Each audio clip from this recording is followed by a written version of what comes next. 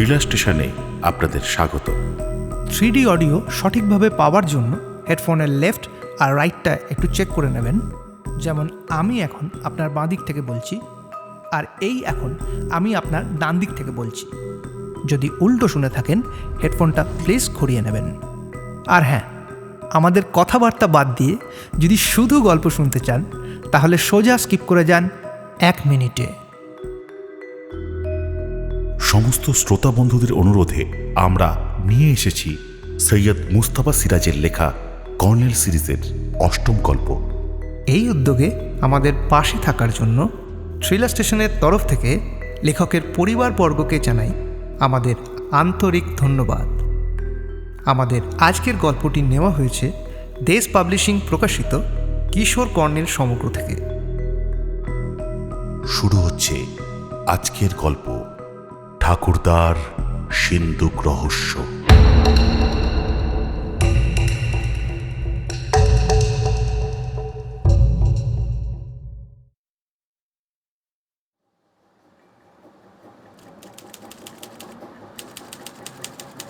সময়টা ছিল নভেম্বরের গোড়ার দিকে এক রবিবারের সকালবেলা।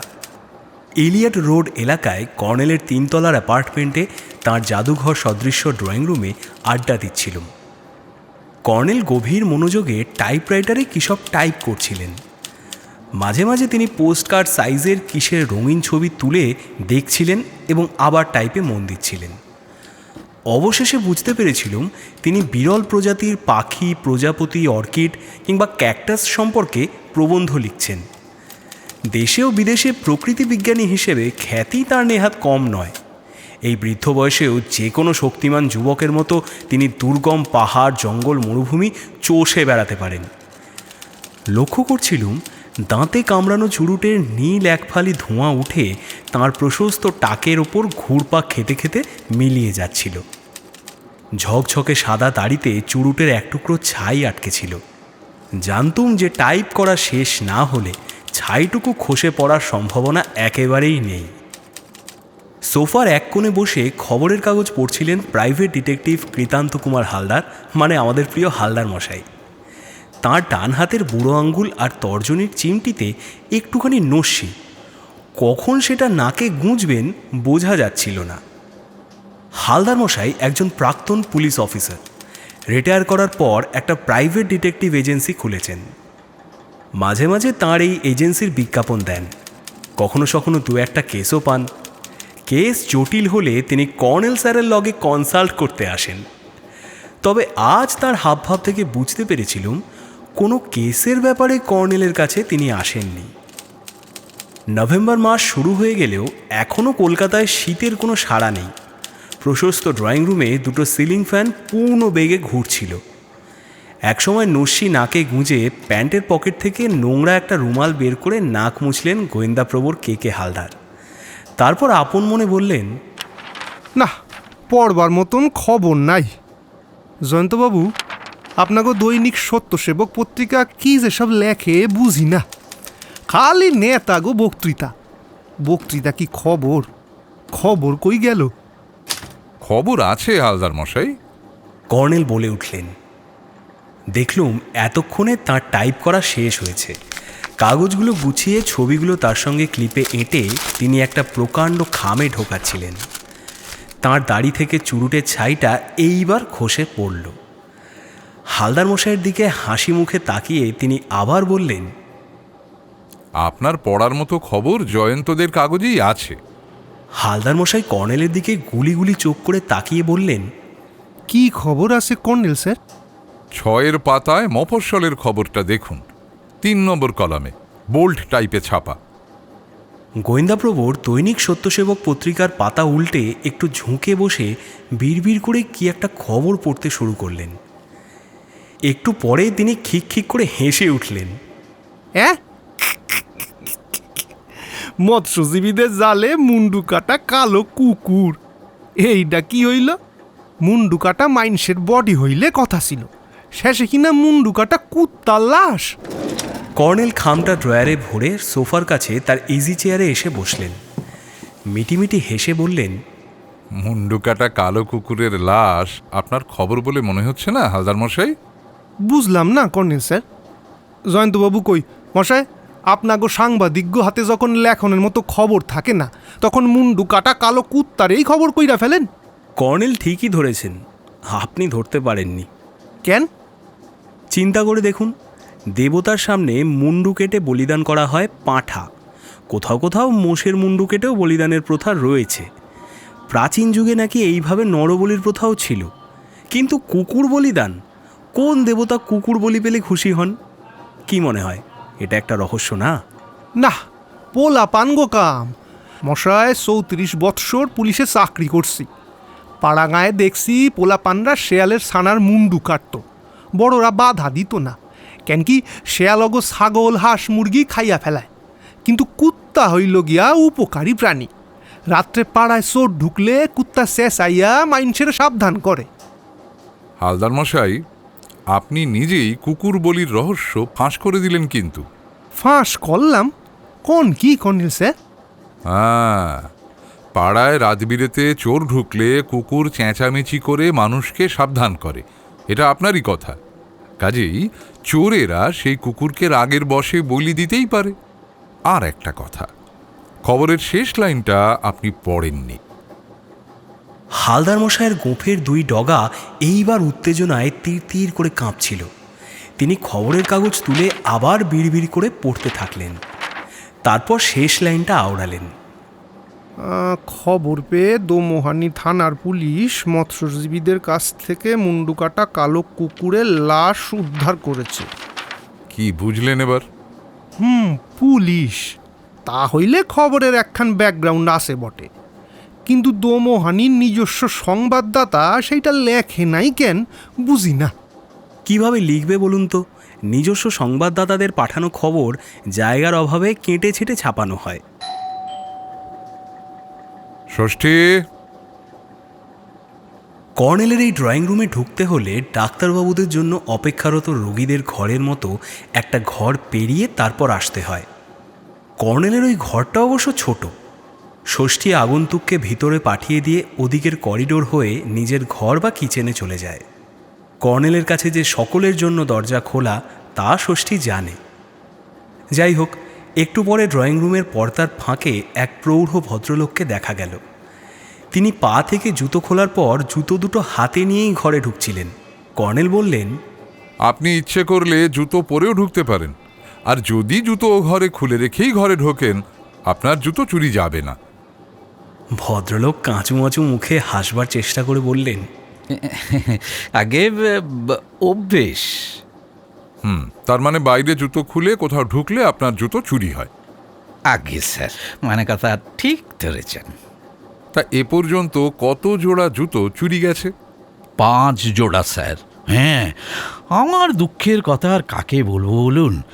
অবশেষে আমার ওই মাসুতো ভাই পরেশ পুলিশে চাকরি করে স্যার, সেই আপনার নাম ঠিকানা দিল, আপনার চেহারার বর্ণনাও দিল। পরেশ বলল, এর বিহিত পুলিশ করতে পারবে না, তুমি বরং কর্নেল স্যারের কাছে যাও। তাই এলেও। তাহলে মানে কথা জুতো পরেই ঢুকে? হ্যাঁ, দেখছেন না আমরা জুতো পরেই আছি। যে ভদ্রলোক ঘরে ঢুকলেন তাঁর পরনে সাদাসিধে প্যান্ট শার্ট, কাঁধ থেকে একটা কাপড়ের ব্যাগ ঝুলছে এবং ব্যাগের ভিতর থেকে একটা সোয়েটার উকি দিচ্ছে। খাড়া নাকের নিচের প্রজাপতি ছাঁট গোঁফ আর সিঁথে করা কাঁচা পাকা চুলে ঈষৎ শৌখিনতার ছাপ। পায়ের পামসুজোড়া নতুন তা বোঝা যাচ্ছিল। এও বোঝা যাচ্ছিল যে ইনি যেখান থেকে আসছেন সেখানে শীত ইতিমধ্যেই এসে গেছে, কারণ তিনি কলকাতায় এসেই গায়ের সোয়েটারটা খুলে ব্যাগে ঠেসে ঢুকিয়ে রেখেছেন। ভদ্রলোক সোফায় বিনীতভাবে বসে প্রথমে কর্নেলকে, পরে হালদার মশাইকে ও আমাকে করজোড়ে নমস্কার করলেন। তারপর বললেন, আগে আমার নাম জয়গোপাল রায়, রেলে চাকরি করতুম। ওই আজ এখানে কাল সেখানে বদলি চাকরি, থিতু হয়ে কোথাও বসতে পারিনি যে বাড়ি ঘর করব, আর করেই বা কী হবে। হ্যাঁ, বাবুগঞ্জে পৈতৃক একতলা একখানা বাড়ি আছে, সেখানে আমার বিধবা বোনকে থাকতে দিয়েছিল। চাকরি থেকে গত মাসে রিটায়ার করার পর সেই বাড়িতেই চলে এসেছি। আর ওই তারপর থেকে মানে কথা এক উটকো বিপদ। জুতো চুরি? এই আগে ঠিক ধরেছেন কর্নেল সাহেব, জুতো চুরি। প্রথমে চুরি গেল পুরনো পামশু জোড়া। সন্ধেবেলা ঝিরঝির করে বৃষ্টি পড়ছিল, গোবিন্দ কবরেজের ঘরে আড্ডা দিচ্ছিল। বাড়ি ফেরার সময় দেখি সকলের জুতো আছে, মানে কথা আমার জোড়াই নেই। সেই শুরু, বুঝলেন? কিন্তু তখন তলিয়ে কিছু ভাবিনি। আবার বাজার থেকে নতুন এক জোড়া জুতো কিনলুম। দিন তিনেক পরে মুখুজ্জে মশাইয়ের ঠাকুর বাড়িতে কথা শুনতে ঢুকেছিল। দরজার বাইরে জুতো খুলে রেখেছিলুম। কথা শেষ হলো ধরুন ওই রাত 2টায়। বেরিয়ে এসে আমার জুতো জোড়ার মানে কথা খুঁজেই পেলুম না। তাহলে এইভাবে আপনার মোট 5 জোড়া জুতো চুরি হয়েছে। হ্যাঁ কর্নেল সাহেব, আর তারপর থেকে আমি সতর্ক হয়েছিলাম, যেখানে ঢুকি জুতো জোড়া হাতে নিয়ে ঢুকি।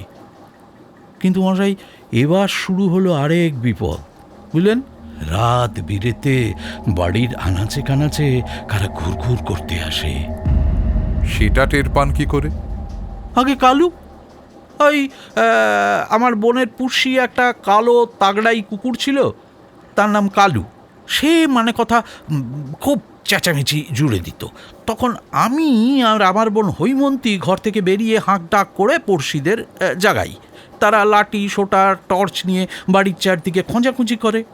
তবে দেখুন স্যার, কথা কি জানেন, যে ওই 2-1 দিন অন্তর অন্তর এরকম হলে পড়শিরা তো বিরক্ত হবেই। হ্যাঁ, হবে না? দোষটা গিয়ে পড়তো মানে কথা ওই কালুর ঘাড়ে। কর্নেল ইজি চেয়ারে হেলান দিয়ে চোখ বুজে শুনছিলেন। তারপর? আর তারপর কথা কি জানেন কর্নেল সাহেব, বাবুগঞ্জে বিদ্যুৎ আছে, কিন্তু চোর আসে রাত বিরেতে। হঠাৎ যদি লোডশেডিং হয় তখন। তো গত মঙ্গলবার ভোরবেলা উঠে দেখি মানে কথা সাংঘাতিক কাণ্ড। হ্যাঁ, বাড়ির দরজার সামনে রক্তের একেবারে ছড়াছড়ি, চাপ চাপ রক্ত। চমকে উঠেছিলুম কে কাকে আমার বাড়ির দরজার সামনে খুন করেছে ভেবে। তারপর চোখে পড়ল মানে কথা দরজার পাশে দেওয়াল থেকে কালুর মুন্ডু ঝুলছে। আপনি খবর পেয়েছেন স্যার? তক্ষুনি থানায় গিয়েছিলুম, পুলিশ এসেছিল। সে এক মানে কথা হইচই ব্যাপার। হৈমন্তী কালুর শোকে কেঁদে কেটে অস্থির। কর্নেল সাহেব, ওরে বাবা, সে এক বিভৎস দৃশ্য, মানে কথা আপনি নিশ্চয়ই। আপনি খবরের কাগজ পড়েন? জয়গোপালবাবু কিছু বলার আগেই গোয়েন্দাপ্রবর হালদার মশাই বলে উঠলেন, সেই কুত্তার বডি উঠছে মৎস্যজীবী গো জালে। কর্নেল স্যার ঠিকই কইছিলেন, কুকুর বলির রহস্য ঠিকই ফাঁস করছিলাম। জয়গোপালবাবু অবাক চোখে তাকিয়ে বললেন, খবরের কাগজ নিয়মিত পড়ি না, কিন্তু উনি বলছেন মৎস্যজীবী মানে জেলেদের জালে কুকুরের বডি উঠেছে। মানে কথা কিছুই বুঝতে পারছি না। পুলিশ আপনাকে খবর দেয়নি? আগে না তো। বাড়ি ফিরে হয়তো আপনার বোনের কাছে জানতে পারবেন পুলিশ আপনাদের হতভাগ্য কালুর লাশ উদ্ধার করেছে। আপনার বাড়ি বাবুগঞ্জে, নদীর ধারেই গঞ্জ গড়ে ওঠে। আপনাদের বাবুগঞ্জের নদীটার নাম কি? বেহুলা। একসময় নাকি বড় নদী ছিল, এখন প্রায় মজে এসেছে। আচ্ছা, আপনাগো কুত্তাটার মাথা সরেরা কাটলো কেন, তা কি বুঝছেন? চেঁচামেচি করতো বলে। হ্যাঁ, রাত্রে জুতা চোরেরা আপনার জুতা চুরি করতে আইলে কুত্তাটা চেঁচামেচি করতো বলে হালদার মশাই কর্নেলের দিকে ঘুরলেন। কর্নেল স্যার, একটা কথা বুঝি না, চোরেরা ভদ্রলোকের জুতা চুরি করে কেন? Heavy mystery. ঠিক বলেছেন হালদার মশাই, হেভি মিস্ট্রি। আচ্ছা জয়গোপাল বাবু, কেউ বা কারা আপনার জুতো চুরি করে কেন, এই কথা কি ভেবে দেখেছেন? অনেক ভেবেছি কর্নেল সাহেব, কিন্তু না, মানে কথা কিছুই বুঝতে পারিনি। আপনার বোন হৈমন্তী দেবীর কি ধারণা? সেও তো কিছুই বুঝতে পারছে না। হৈমন্তী কান্নাকাটি করে চুপি চুপি বলছিল কালুকে চিরকালের জন্য চুপ করাতে চেয়েছে কেউ বা কারা, তা ঠিক, কিন্তু তার মনে মানে কথা একটা আতঙ্ক ঢুকেছে। কালুকে মারলো, কিন্তু তার মাথা কেটে দোরগোড়ায় ঝোলালো কেন? তার আতঙ্কের কারণ হয়তো এরপর আমার মাথা কেটে ফেলবে, ওটা তারই নোটিশ। হৈমন্তীর ধারণা রেলে চাকরি করার সময় আমি কারোর কোনো ক্ষতি করেছিলুম। আমি ওকে বলেছি আমি ছিলুম রেলের সামান্য কেরানি, জ্ঞান তো মানে কথা কারও কোনো ক্ষতি করিনি। কর্নেল ইজি চেয়ারে সোজা হয়ে বসে বললেন, আপনার বাবা কি করতেন? বাবাও রেলে চাকরি করতেন। বাবা অবশ্যই রেলে গার্ড ছিলেন। ওই কাটিহারে মারা যান। আপনাদের বাড়িটা কে তৈরি করেছিলেন? আমার ঠাকুরদা শ্রী বিনয় গোপাল রায়। তিনি কি করতেন? ঠাকুরদা বাবুগঞ্জে মুখুজ্জে মশাইয়ের জমিদারির সেরেস্তায় মানে কথা খাজাঞ্চি ছিলেন। হালদার মশাই জিজ্ঞেস করলেন, খাজানসি সেইটা কি পোস্ট? ট্রেজারার বলতে পারেন। পুরনো আমলে জমিদারদের খাজাঞ্চিখানা থাকতো, অর্থাৎ ট্রেজারি। প্রজাদের খাজনা আদায় করে সেখানে রাখা হতো। তাছাড়া জমিদার বাড়ির পারিবারিক সম্পদ, ধনরত্ন, এ সব কিছুই খাজাঞ্চিখানায় জমা থাকতো। খাজাঞ্চি ছিলেন একাধারে তদারককারী আর ক্যাশিয়ার, কোষাধ্যক্ষ বলতে পারেন। হ্যাঁ, বুঝছি। জয়গোপালবাবু, আপনার ঠাকুরদাকে আপনি দেখেছেন? আগে না, আমার জন্মের আগে তিনি মারা যান। ওদিকে মানে কথা জমিদারি প্রথা উচ্ছেদের পর মুখুজ্জে পরিবারের লোকেরা কে কোথায় চলে যায়। তা এখন বাবুগঞ্জে কোন মুখুজ্জে আছেন? আগে স্যার প্রমথ মুখুজ্জে মশাই। সেই 7 মহলা বাড়ি এখন মানে কথা ধ্বংসস্তূপ। প্রমথবাবুর হাতে কিছু জমিজিরেত আছে, নিজেই দেখাশোনা করেন। মেকানাইজড এগ্রিকালচার, বুঝলেন তো। কর্নেল একটু হেসে বললেন, বুদ্ধিমান লোক। জয়গোপালবাবু এবার আড়ষ্টভাবে হাসলেন। তার বলতে ভাগ চাষিদের ভাগিয়ে দিয়ে পাওয়ার টিলার আর সেচের জন্য পাম্পিং মেশিন কিনে রীতিমতো ফার্ম হাউস করে ফেলেছেন। দোতলা নতুন বাড়ি করেছেন। তবে ঠাকুর বাড়িটা পুরনো আমলের। আপনার জুতো চুরির কথা তাকে কি আপনি বলেছেন? না না, বলিনি। আরে বলে কি হবে, আমার বোন হৈমন্তী ছাড়া আর কেউ জানে না। পুলিশে জানাননি? এবার জয়গোপালবাবু চাপা স্বরে বললেন, হৈমন্তী নিষেধ করেছিল পুলিশ জুতো চুরির কথা শুনলে হাসবে, বরং রাত বিরেতে বাড়িতে চোরের উৎপাতের কথা বলাই ঠিক হবে। তো তাই আমি পুলিশকে শুধু চোরের কথাই মানে কথা বলেছিলাম। তবে দেখুন কর্নেল সাহেব, 2-1টা মিথ্যা নালিশ না করলে তো কেস মানে কথা শক্ত হবে না, না?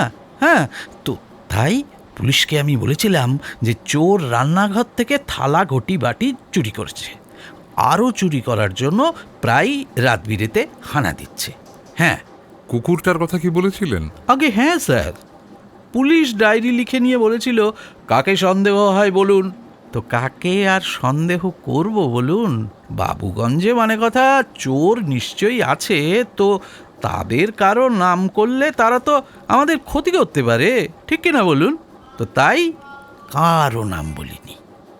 পুলিশকে আপনাদের কুকুরটার মুন্ডু কাটার খবর নিশ্চয় দিয়েছিলেন? হ্যাঁ, দিয়েছিলাম তো। পুলিশ এসে মুন্ডুটা নিয়েও গিয়েছিল। তা সেও স্যার আমার মাস্তুতো ভাই পরেশের অনুরোধে। ওই পরেশ হলো কলকাতার বেনেপুকুর থানার সাব ইন্সপেক্টর। ওই সেই তো আমাকে আপনার সম্পর্কে বলেছে। ষষ্ঠীচরণ এতক্ষণে আমাদের জন্য দ্বিতীয় দফা কফি আনলো। কফি খান জয়গোপালবাবু, কফি নার্ভ চাঙ্গা করে। জয়গোপালবাবু কফিতে চুমুক দিয়ে বললেন, বাবুগঞ্জে স্যার জাঁকিয়ে শীত নেমেছে, অথচ দেখুন কি কাণ্ড, শিয়ালদা স্টেশনে নেমে গরমের চোটে সোয়েটার খুলতে হলো। তবে গলা শুকিয়ে কাঠ হয়ে গিয়েছিল। কফি খেয়ে সত্যি চাঙ্গা হচ্ছি। প্রাইভেট ডিটেকটিভ গুলি চোখে তাকিয়েছিলেন। হঠাৎ বললেন, জয়গোপাল বাবুরে একটা কথা জিগাই। আপনি কি স্যার মানে কথা ওপার বাংলার লোক? জন্ম হয়েছিল ওই পারে, ছোটবেলায় এই পারে আইছিলাম। হ্যাঁ, তো কথাটা হইল আপনার ঠাকুরদা জমিদার বাড়ির খাজাঞ্চি ছিলেন। ওনার একখান বাড়ি ছাড়া আর কোনো প্রপার্টি ছিল না। জয়গোপালবাবু যেন চমকে উঠে বললেন, প্রপার্টি এই মরেছে, মানে কথা কি সর্বনাশ। এই বলে ভদ্রলোক কফির কাপ প্লেট রেখে তড়াক করে উঠে দাঁড়িয়ে আমাদের হতবাক করে বেরিয়ে চলে গেলেন। গোয়েন্দাপ্রভুর বললেন, এইটা কি হইল? অরে আমি ফলো করুম। কর্নেল হালদার মশাইকে বাধা না দিলে উনি বোধহয় সত্যিই জয়গোপালবাবুকে অনুসরণ করে বাবুগঞ্জে গিয়ে হাজির হতেন। হালদার মশাই, শুনলেন তো, বাবুগঞ্জে এখন জাঁকিয়ে শীত পড়েছে। শীতের পোশাক ছাড়া সেখানে গিয়ে শীতে কাঁপতেন না গোয়েন্দাগিরি করতেন? কাজেই তাড়াহুড়ো করে লাভ নেই। হালদার মশাই উত্তেজিতভাবে বললেন, হেভি মিস্ট্রি আরো হেভি হইয়া গেল। প্রপার্টি কথাটা যেই কইলাম অমনি উনি কফি খাওয়া ছাড়ান দিয়া ঘোড়ার মতো ছুট দিলেন। ঠিক বলেছেন, ঘোড়ার মতোই ব্যাপারটা অদ্ভুতই বটে। বলে কর্নেল একটা চুরুট ধরালেন। চোখ বুজে তিনি আবার ইজি চেয়ারে হেলান দিলেন। ভদ্রলোকের মাথায় নির্ঘাত ছিট আছে। ওর কথা বলার ভঙ্গিও কেমন যেন এলোমেলো, গুছিয়ে সব কথা বলতেই পারছিলেন না। দেখেছেন, পুলিশ কুকুরের কাটামুন্ডু নিয়ে গেল কেন তাও কিন্তু বুঝিয়ে বলতে পারলেন না। জয়ন্তবাবু, আপনি সাংবাদিক, পুলিশের কামের মেথড আপনি বুঝবেন না। আচ্ছা, মেথডটা কি শুনি। মশায় 34 বৎসর পুলিশে চাকরি করছি, মেথডটা আমি জানি। ভদ্রলোক রাত্রিবেলা চোরের উৎপাতের কথা কইছিলেন, তারপর ওনার কুত্তাটার মাথা কাইটা ঝুলাইয়া দিছিল ওরা। এখন পুলিশের কাম হইল গিয়া কুত্তার মুন্ডু ডাক্তারের দেখাইয়া সার্টিফিকেট লওয়া। পুলিশ যখন ডায়েরি লিখছে তখন ওই কুত্তার মুন্ডু কাটার ঘটনাও পুলিশের ডিউটির মধ্যেই পড়ে। আপনাগো দৈনিক সত্যসেবক পত্রিকাতেই তো লিখছে, মৎস্যজীবীগো জালে পাওয়া মুন্ডু কাটা বডিটার খোঁজ লইতে গেছে পুলিশ। তা হইলেই বুঝুন। হালদার মশাই ঢ্যাঙা বলিষ্ঠ গড়নের মানুষ, মাথার চুল খুঁটিয়ে ছাঁটা। তিনি ছদ্মবেশ ধরতেও বেশ পটু, তবে তিনি বড্ড হটকারী স্বভাবের মানুষ। পুলিশ ইন্সপেক্টরের পদ থেকে রিটায়ার করলেও মাঝে মাঝে সেই কথাটা ভুলে গিয়ে বিভ্রাট বাঁধান। আজ সকালে বুঝতে পারছিলুম তার নাকের ডগায় একখানা অদ্ভুত কেস এসে ঝুলছিল। কেসটা কর্নেলের হলেও তিনি এতে নাক গলাতে উৎগ্রীব। অবশ্য এও সত্যি, অসংখ্য জটিল রহস্যজনক কেসে কর্নেল তাঁর সাহায্য নেন। তাই লক্ষ্য করছিলুম যে পুলিশের কাজের মেথড নিয়ে কথা বলার পর তিনি কর্নেলের মুখের দিকে তাকিয়ে আছেন।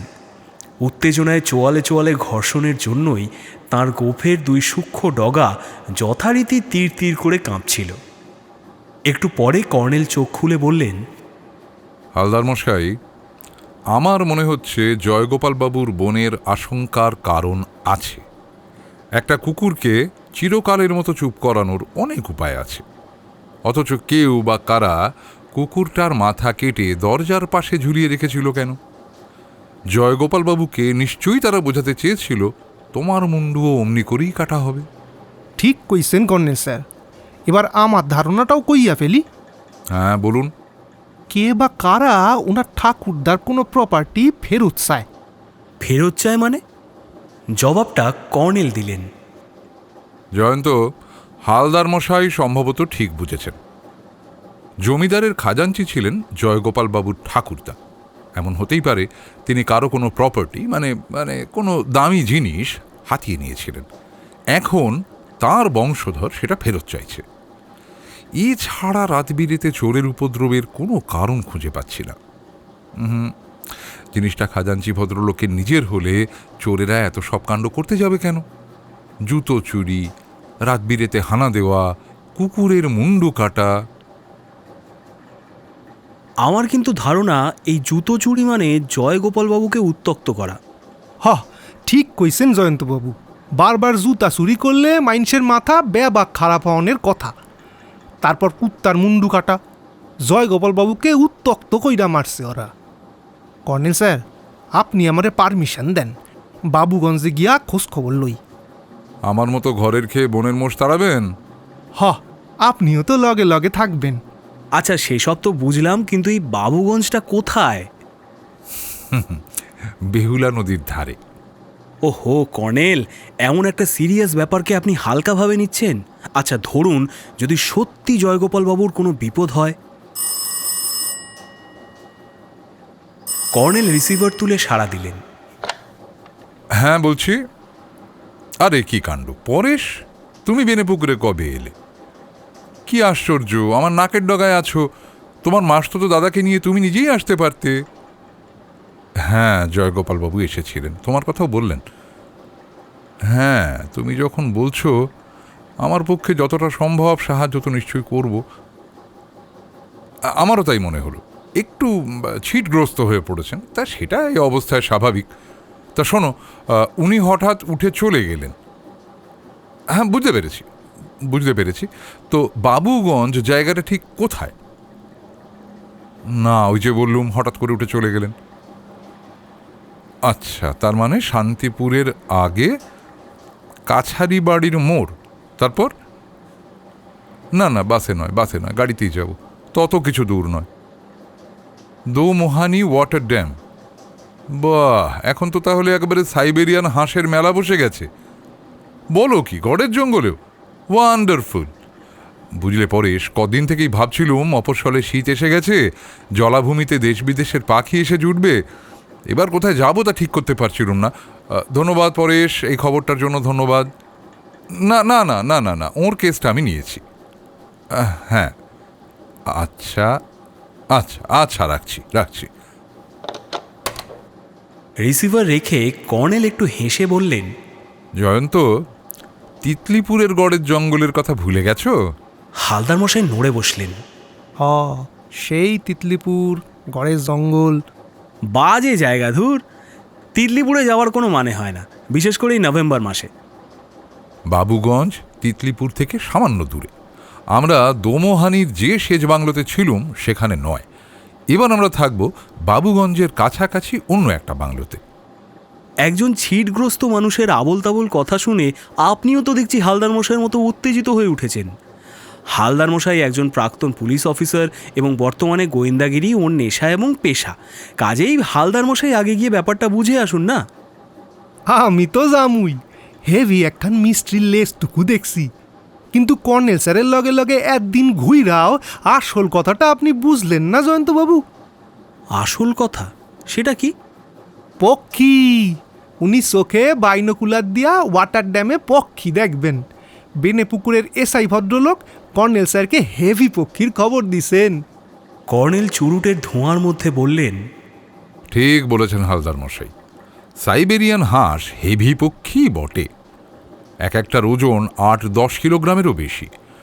সুদূর উত্তরের সাইবেরিয়া থেকে প্রতি শীতে চীন পেরিয়ে হিমালয় ডিঙিয়ে ওরা বাংলার মিঠে জলে সাঁতার কাটতে আসে, আবার শীতের শেষে দেশে ফিরে যায়। প্রকৃতির এক বিচিত্র রহস্য ডার্লিং, পরিযায়ী পাখিদের রহস্য। হ্যাঁ, এও হেভি রহস্য। কর্নেল গম্ভীর মুখে বললেন, তুমি সাংবাদিক, একালের সাংবাদিকরা সর্ববিদ্যা বিশারদ। জয়ন্ত, তোমার জানা উচিত ছিল পাখিদের হাজার হাজার মাইল উড়ে আসা এবং ঠিক পথ চিনে ঘরে ফেরা নিয়ে বিজ্ঞানীদের মধ্যে কত গবেষণা চলছে। পাখিদের এই পরিযানের রহস্য আজও সঠিকভাবে সমাধান করা যায়নি। তুমি শুনলে অবাক হবে, জিনোম বিজ্ঞানীরাও পরিযায়ী পাখিদের ডিএনএর মধ্যে।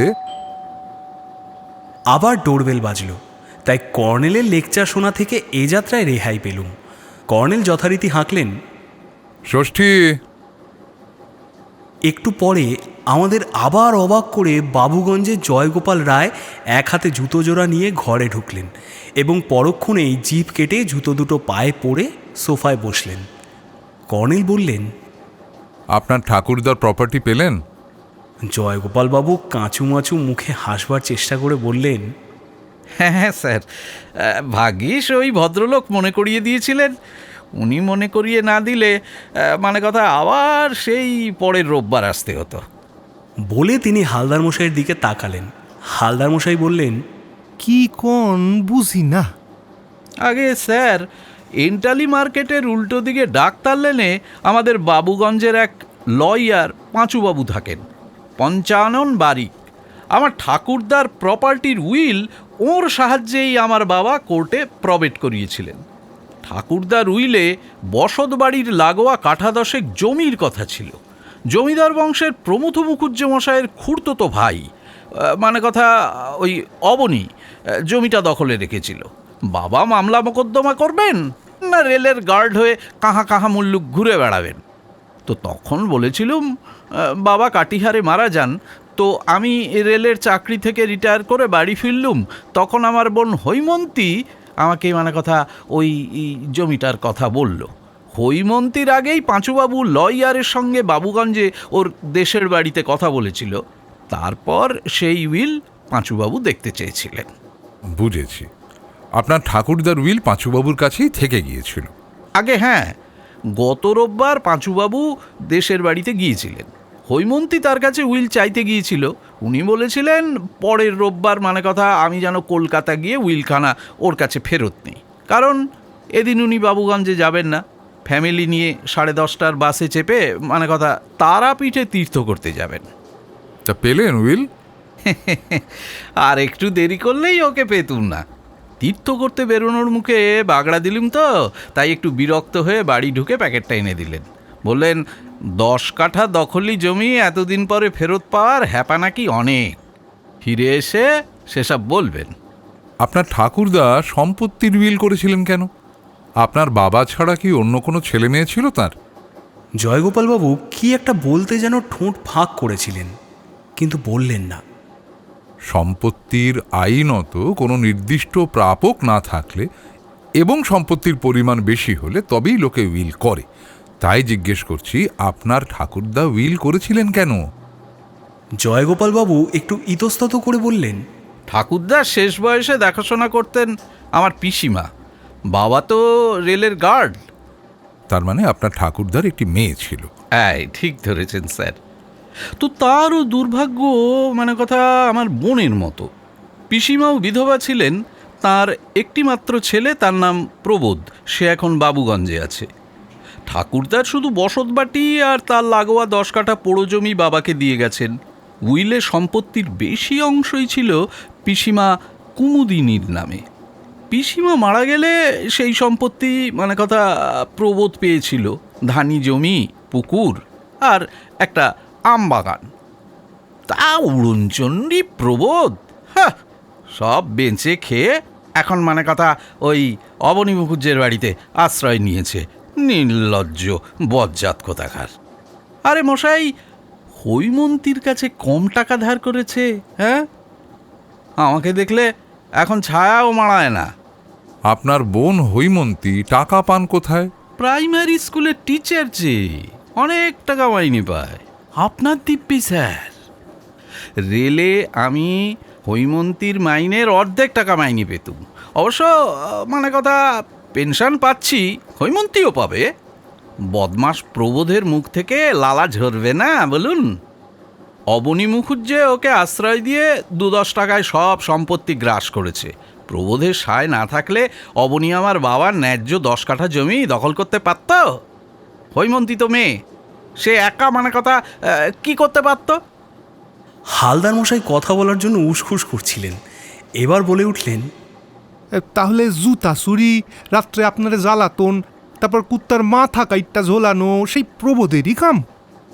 জয়গোপালবাবু হাত নেড়ে বললেন, না না, প্রবোধের সে সাহসও নেই আর ক্ষমতাও নেই। নেশা ভাঙ করে বুড়ো বয়সে তার মানে কথা শোচনীয় অবস্থা। লাঠিতে ভর করে লেংচে হাঁটে, একটু হেঁটেই হাঁপায়। একদিন সে বলুন জয়গোপালবাবু। কালী পুজোর কদিন আগের কথা, বাজারে গেছি, হঠাৎ দেখি প্রবোধ আমার সামনে এসে দাঁড়িয়েছে। মানে কথা একটু চমকে উঠেছিলুম বই কি, কিন্তু সে হাউমাউ করে কেঁদে বলল যে, ও ভাই গোপাল, আমাকে গোটা 10 টাকা দে, তোর পায়ে পড়ি, আমার বড্ড কষ্ট রে।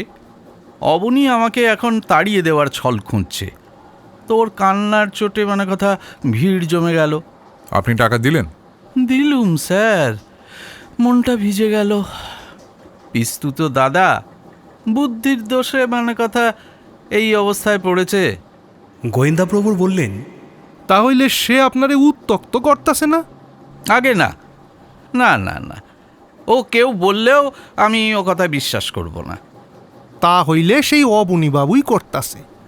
না, ও অবনী মুখুজ্জে জমিটা দখল করেছে তা ঠিক, তবে ওই জমিতে সে গার্লস হাই স্কুল করবে বলে শুনেছি। হৈমন্তীর মতে অবশ্য ওটা নাকি ওর চালাকি।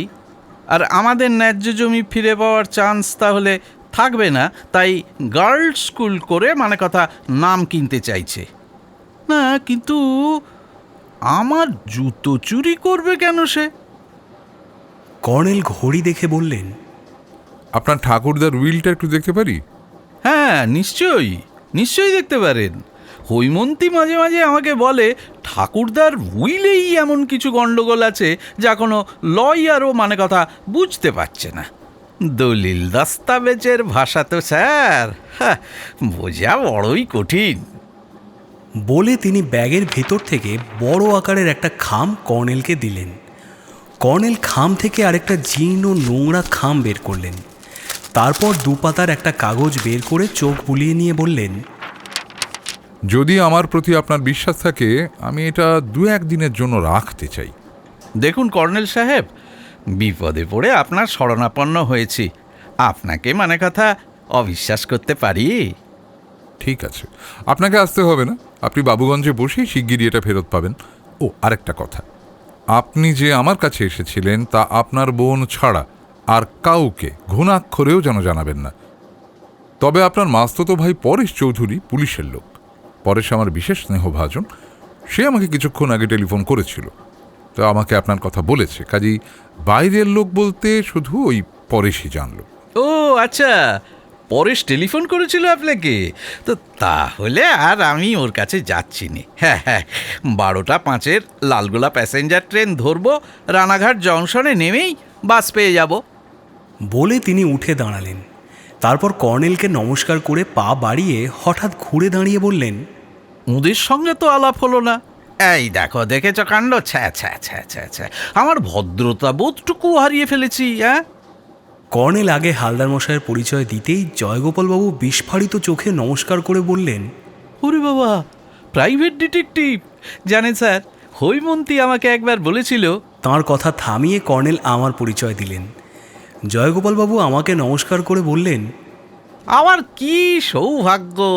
ওরে বাবা, আপনারা কত সব নামজাদা মানুষ, আমি সামান্য এক চুনোপুটি। আচ্ছা, মানে কথা এখন চলি।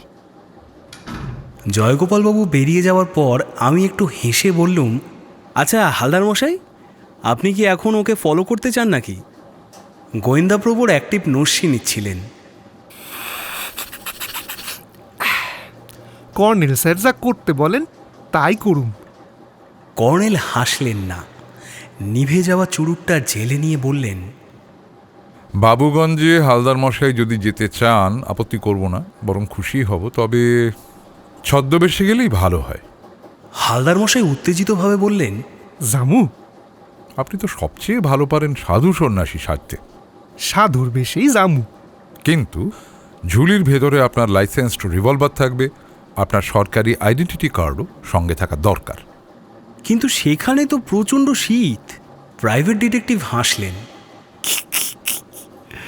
সাধুরা কম্বল গায়ে জড়ায় না, ধুনি জ্বালে না। আপনার সেই সিনথেটিক কাপড়ে তৈরি বাঘছাল, ত্রিশূল আর ওই প্লাস্টিকে তৈরি মরার খুলি এগুলো নিতে ভুলবেন না যেন। হালদার মশাই উঠে দাঁড়িয়ে বললেন, বাড়ি গিয়া খাওয়া দাওয়া কইরাই বাড়ায়া পড়ুম।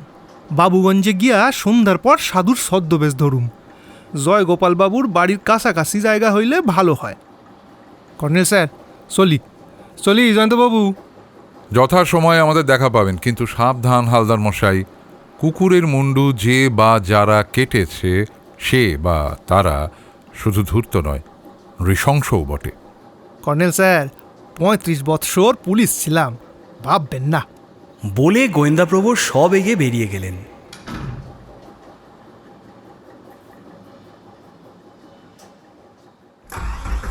আমার ফিয়াট গাড়িটা কিছুদিন থেকে বেগরবাই করছিল। গত সপ্তাহে মেকানিকের পাল্লায় পড়ে এইবার জব্দ হয়েছে।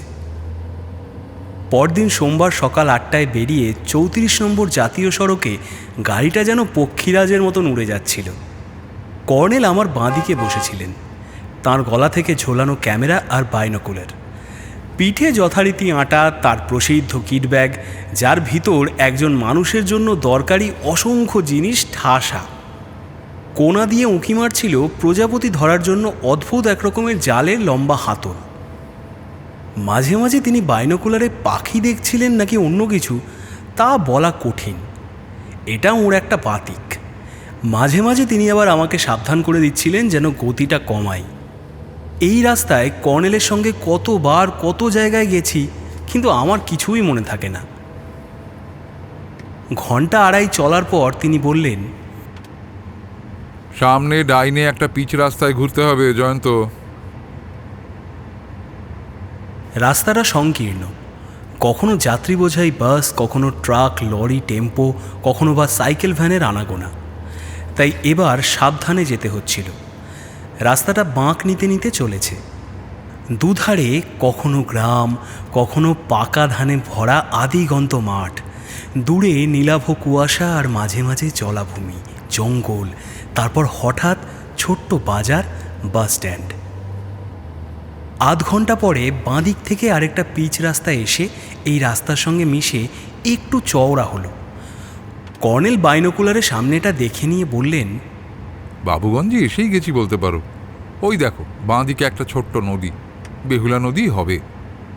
বলে তিনি মাথার টুপি খুলে টাকে হাত বুলিয়ে নিলেন।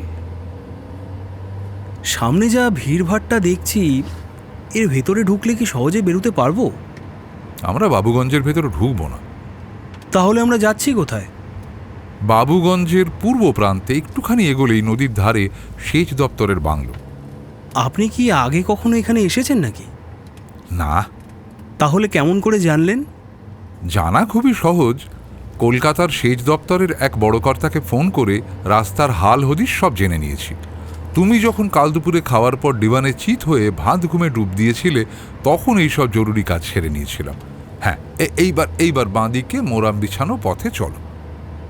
বাঁদিকে গাছপালার ভিতরে একতলা দোতলা বাড়ি আর ডান দিকে শাল সেগুনের জঙ্গল। আচ্ছা, এই জঙ্গলটাকে সরকারি বনসৃজন প্রকল্পের রূপায়ণ? বাহ, বেশ বলেছ। হ্যাঁ, এটা তাই। শাল সেগুন এই মাটির স্বাভাবিক উদ্ভিদ নয়। ও, তাহলে এই জঙ্গলে বাঘ ভাল্লুক নেই? না, নিরামিষ জঙ্গল বলতে পারো। তবে শীতের প্রকোপে জঙ্গলের তাজা ভাবটা নেই। শরৎকালে এলে ভালো লাগতো। কিছুক্ষণ পরে সামনে উত্তরে একটা উঁচু জমির ওপর মনোরম বাংলোটা দেখা গেল। নিচু পাঁচিলের ওপর কাঁটা তারের বেড়া, ভিতরে রং বেরঙের ফুলের উজ্জ্বলতা। আমাদের গাড়ি দেখতে পেয়ে উর্দি পড়া একটা লোক গেট খুলে দিল। নুড়ি বিছানো লন পেরিয়ে ডাইনের চত্বরে গাড়ি দাঁড় করালুম। একজন প্যান্ট শার্ট পরা লোক নমস্কার করে বলল, কর্নেল সাহেব কি আমাকে চিনতে পারছেন? কি আশ্চর্য সুবিমল, তুমি এখানে এসে জুটলে কবে? আগে গত মার্চ মাসে। মালঞ্চতলার ক্লাইমেট আর সহ্য হচ্ছিল না, তাই বড় সাহেবকে ধরাধরি করে বাড়ির কাছে বদলি হয়ে এসেছি। ও, তোমার বাড়ি কি বাবুগঞ্জে? না স্যার, নদীর ওপারে ওই যে দেখছেন ঝাঁপুইহাটিতে। গত রাত্রিরে ইঞ্জিনিয়ার সাহেব ফোন করে জানালেন আপনি আসছেন। শুনেই মনটা নেচে উঠল। চলুন স্যার, এদিকটা বেজায় ঠান্ডা। আলাপ করিয়ে দিই। জয়ন্ত, সুবিমল হাজরা এই বাংলোর কেয়ারটেকার। জলচর পাখির খবর ওর নখো দর্পণে। সুবিমল, জয়ন্ত চৌধুরীর নাম তুমি শুনে থাকবে। দৈনিক সত্যসেবক পত্রিকার বিখ্যাত সাংবাদিক। সুবিমল হাজরা আমাকে নমস্কার করে বলল, আরে কি সৌভাগ্য! আপনার ক্রাইম স্টোরির আমি ফ্যান। এখানে দৈনিক সত্যসেবক পত্রিকা আসে? কোন পত্রিকা আসে না তাই বলুন স্যার। যাই হোক, অনুগ্রহ করে এদিকে আসুন আপনারা। গাড়ির চাবি নিশ্চিন্তে চণ্ডীকে দিন। চণ্ডী, সাহেবদের গাড়ি গ্যারেজে ঢুকিয়ে জিনিসপত্র পৌঁছে দাও। একজন গাঁটটা গোট্টা চেহারার লোক কখন এসে পিছনে দাঁড়িয়েছিল লক্ষ্য করিনি। সে আমাদের সেলাম দিয়ে গাড়ির ডিকি খুলতে যাচ্ছিল। বলছি ডিকিতে কিছু নেই, আমাদের সমস্ত ব্যাগেজ ব্যাক সিটে আছে। বাংলোর দক্ষিণের বারান্দায় রোদ পড়েছে। বেতের কয়েকটা চেয়ার আর টেবিল আছে। কর্নেল সেখানে বসে বললেন, আচ্ছা সুবিমল, কাগজে পড়েছি বাবুগঞ্জে কারা নাকি কুকুর বলি দিয়েছে। এক ভদ্রলোক রেলে চাকরি করতেন, রিটায়ার করে বাড়ি ফিরে কী সব কাণ্ড করে বেড়াচ্ছেন। খামোকা যাকে তাকে ধরে তম্বি করেন, তুমি আমার জুতো চুরি করেছো। পাগল স্যার, পাগল আর কাকে বলে। তার বোন প্রাইমারি স্কুলে মাস্টারি করেন, একটা পেল্লাই গড়নের কুকুর পুষেছিলেন। গোপালবাবু মানে সেই টিচারের দাদা, যিনি রেলে চাকরি করতেন, এসে অবধি যার তার দিকে কুকুর লেলিয়ে দিতেন। আর কুকুরটাও ছিল বজ্জাত জানেন, বাড়ির সামনে দিয়ে কেউ গেলেই তাকে কামড়াতে আসতো। কাউকে কি কামড়ে ছিল? কামড়ায়নি, তবে চেঁচামেচি করতো, দাঁত বের করে তেড়ে আসতো। তাই হয়তো দুষ্ট ছেলেরা কুকুরটাকে রাত্রিরে কোনো কৌশলে বেঁধে বলি দিয়েছিল, আর তাই নিয়ে গোপালবাবু থানা পুলিশ করে হইচই বাঁধিয়ে ছাড়লেন। মাথায় ছিট আছে স্যার। এই সময়ে একটা রোগা চেহারার লোক ট্রেতে করে কফি আর পটেটো চিপস এনে টেবিলে রাখল। সুবিমল বলল, এই যে আমাদের ঠাকমশাই। ঠাকমশাই নমস্কার করে বললেন, সুবিমল, আমি তো ইংরেজি জানি না, তুমি সাহেবকে জিজ্ঞাসা করো উনি কি খাবেন। আমি ঠাকমশাইয়ের মুন্ডু খাবো। সাহেব তো ভালো বাংলা জানেন। আর সুবিমল, তুমি গত রাত্রির থেকে আমাকে ভয় দেখাচ্ছ। এক সাহেব আসবেন, তার সঙ্গে ইংরেজিতে কথা বলতে হবে। তা স্যার, আমার মুন্ডু খেতে তেতো লাগবে, তেতো বোঝেন তো স্যার? ঠাকমশাই, আমি কলকাতার এক ভেতো বাঙালি। আমার চেহারা পোশাক আশাক দেখে লোকে সাহেব বলে ভুল করে। ঠাকমশাই ভাঙা দাঁত বের করে হাসলেন। কি কাণ্ড! এখন চেহারা দেখে বুঝতে পারছি, তবে হঠাৎ করে দেখলে বোঝার উপায় নেই কিছু। বাঁচা গেল। এই সুবিমল, আজ তোমার পাতে কি পড়বে বুঝলে তো? কচু। বলে বুড়ো আঙুল দেখিয়ে তিনি চলে গেলেন। সুবিমল বলল, ঠাকমশাইয়ের নাম নরহরি মুখুজ্জে, বাড়ি বাবুগঞ্জে। মানুষটি বড় সরল স্যার। শুনেছি বাবুগঞ্জের জমিদার ছিলেন মুখুজ্জেরা। ঠাকমশাই তাদের বংশের কেউ নাকি? সঠিক জানি না স্যার, তবে মুখে তো বড়াই করে বলেন। সম্পর্ক থাকতেও পারে, আবার নাও থাকতে পারে। এমনিতেও বাবুগঞ্জে অনেক মুখুজ্জে চাটুজ্জে বাড়ুজ্জে আছেন। কফি ঠিক হয়েছে তো স্যার? হ্যাঁ, শীতের সময় গরম কিছু দিয়ে গলা ভেজানোই যথেষ্ট। তো তুমি কি বাংলোয় সারাক্ষণ থাকো নাকি বাড়ি টাড়ি যাও? বাংলোয় কেউ এলে বাড়ি যাওয়া হয় না। অন্যদিন সকালে আসি, সন্ধ্যার সময় কেটে পড়ি। সাইকেল আছে স্যার। কিন্তু নদী পার হও কি করে? নৌকোয়? না স্যার, আর সে বাবুগঞ্জ নেই। নদীতে ব্রিজ হয়েছে। বাবুগঞ্জ এখন ছোটবাবু, মেজবাবু, বড়বাবুদের টাউন। এই বাংলোয় বিদ্যুৎ এসে গেছে, টেলিফোনও। বাহ! আচ্ছা, এই সুবিমল, মুখুজ্জে বংশের জমিদারদের মধ্যে কে যেন একজন কৃষি ফার্ম করেছেন নাকি এখানে? তোমাদের কলকাতার বড় সাহেব বলছিলেন। প্রমথ মুখুজ্জে স্যার। ওর ফার্ম হাউস ওই জঙ্গলের ওধারে। ওখানে নদী বাঁক নিয়ে দক্ষিণে গেছে। সেই বাঁকের ওপর দিকে প্রমথবাবুর ফার্ম। দোমোহানির ওয়াটার ড্যাম ওখান থেকে প্রায় 5 কিলোমিটার পূর্বে। কর্নেল কফি শেষ করে চুরুট ধরিয়ে তারপর বললেন, তুমি দোমোহানির ড্যামের পাখির খবর বলো সুবিমল। আর জয়ন্ত, ততক্ষণে তুমি ঘরে গিয়ে পোশাক বদলে জিরিয়ে নিতে পারো। 3 ঘন্টা টানা ড্রাইভ করেছো। সত্যিই আমি বড় ক্লান্ত। ঘরে ঢুকে দেখলুম মেঝে, কার্পেট, দুধারে দুটো নিচু খাট এবং একটা সোফা সেটও আছে। সেন্টার টেবিলে ফুলদানিতে তাজা ফুল আর একদিকে ওয়ার্ডরোব। ঘরটা প্রশস্ত। লাগোয়া বাথরুমে উঁকি মেরে দেখে নিলুম যে গিজার আছে, তার মানে গরম জলে স্নান করা যাবে। পোশাক বদলে বিছানায় লম্বা হলুম। টের পাচ্ছিলুম যে রোদ কমে এলে শীত কি সাংঘাতিক হয়ে উঠবে। আর শীতের কথা ভাবতে গিয়ে হঠাৎ মনে পড়ে গেল আমাদের প্রাইভেট ডিটেকটিভ হালদার মশাইয়ের কথা। ভদ্রলোক গতকাল এখানে এসেছেন। সাধু সন্ন্যাসীর বেশে কোথায় ধুনি জেলে রাত কাটিয়েছেন কে জানে। তবে ওর পক্ষে অসাধ্য কিছু নেই। পুলিশ জীবনে কত রোমাঞ্চকর অ্যাডভেঞ্চারের কাহিনী তিনি শুনিয়েছেন।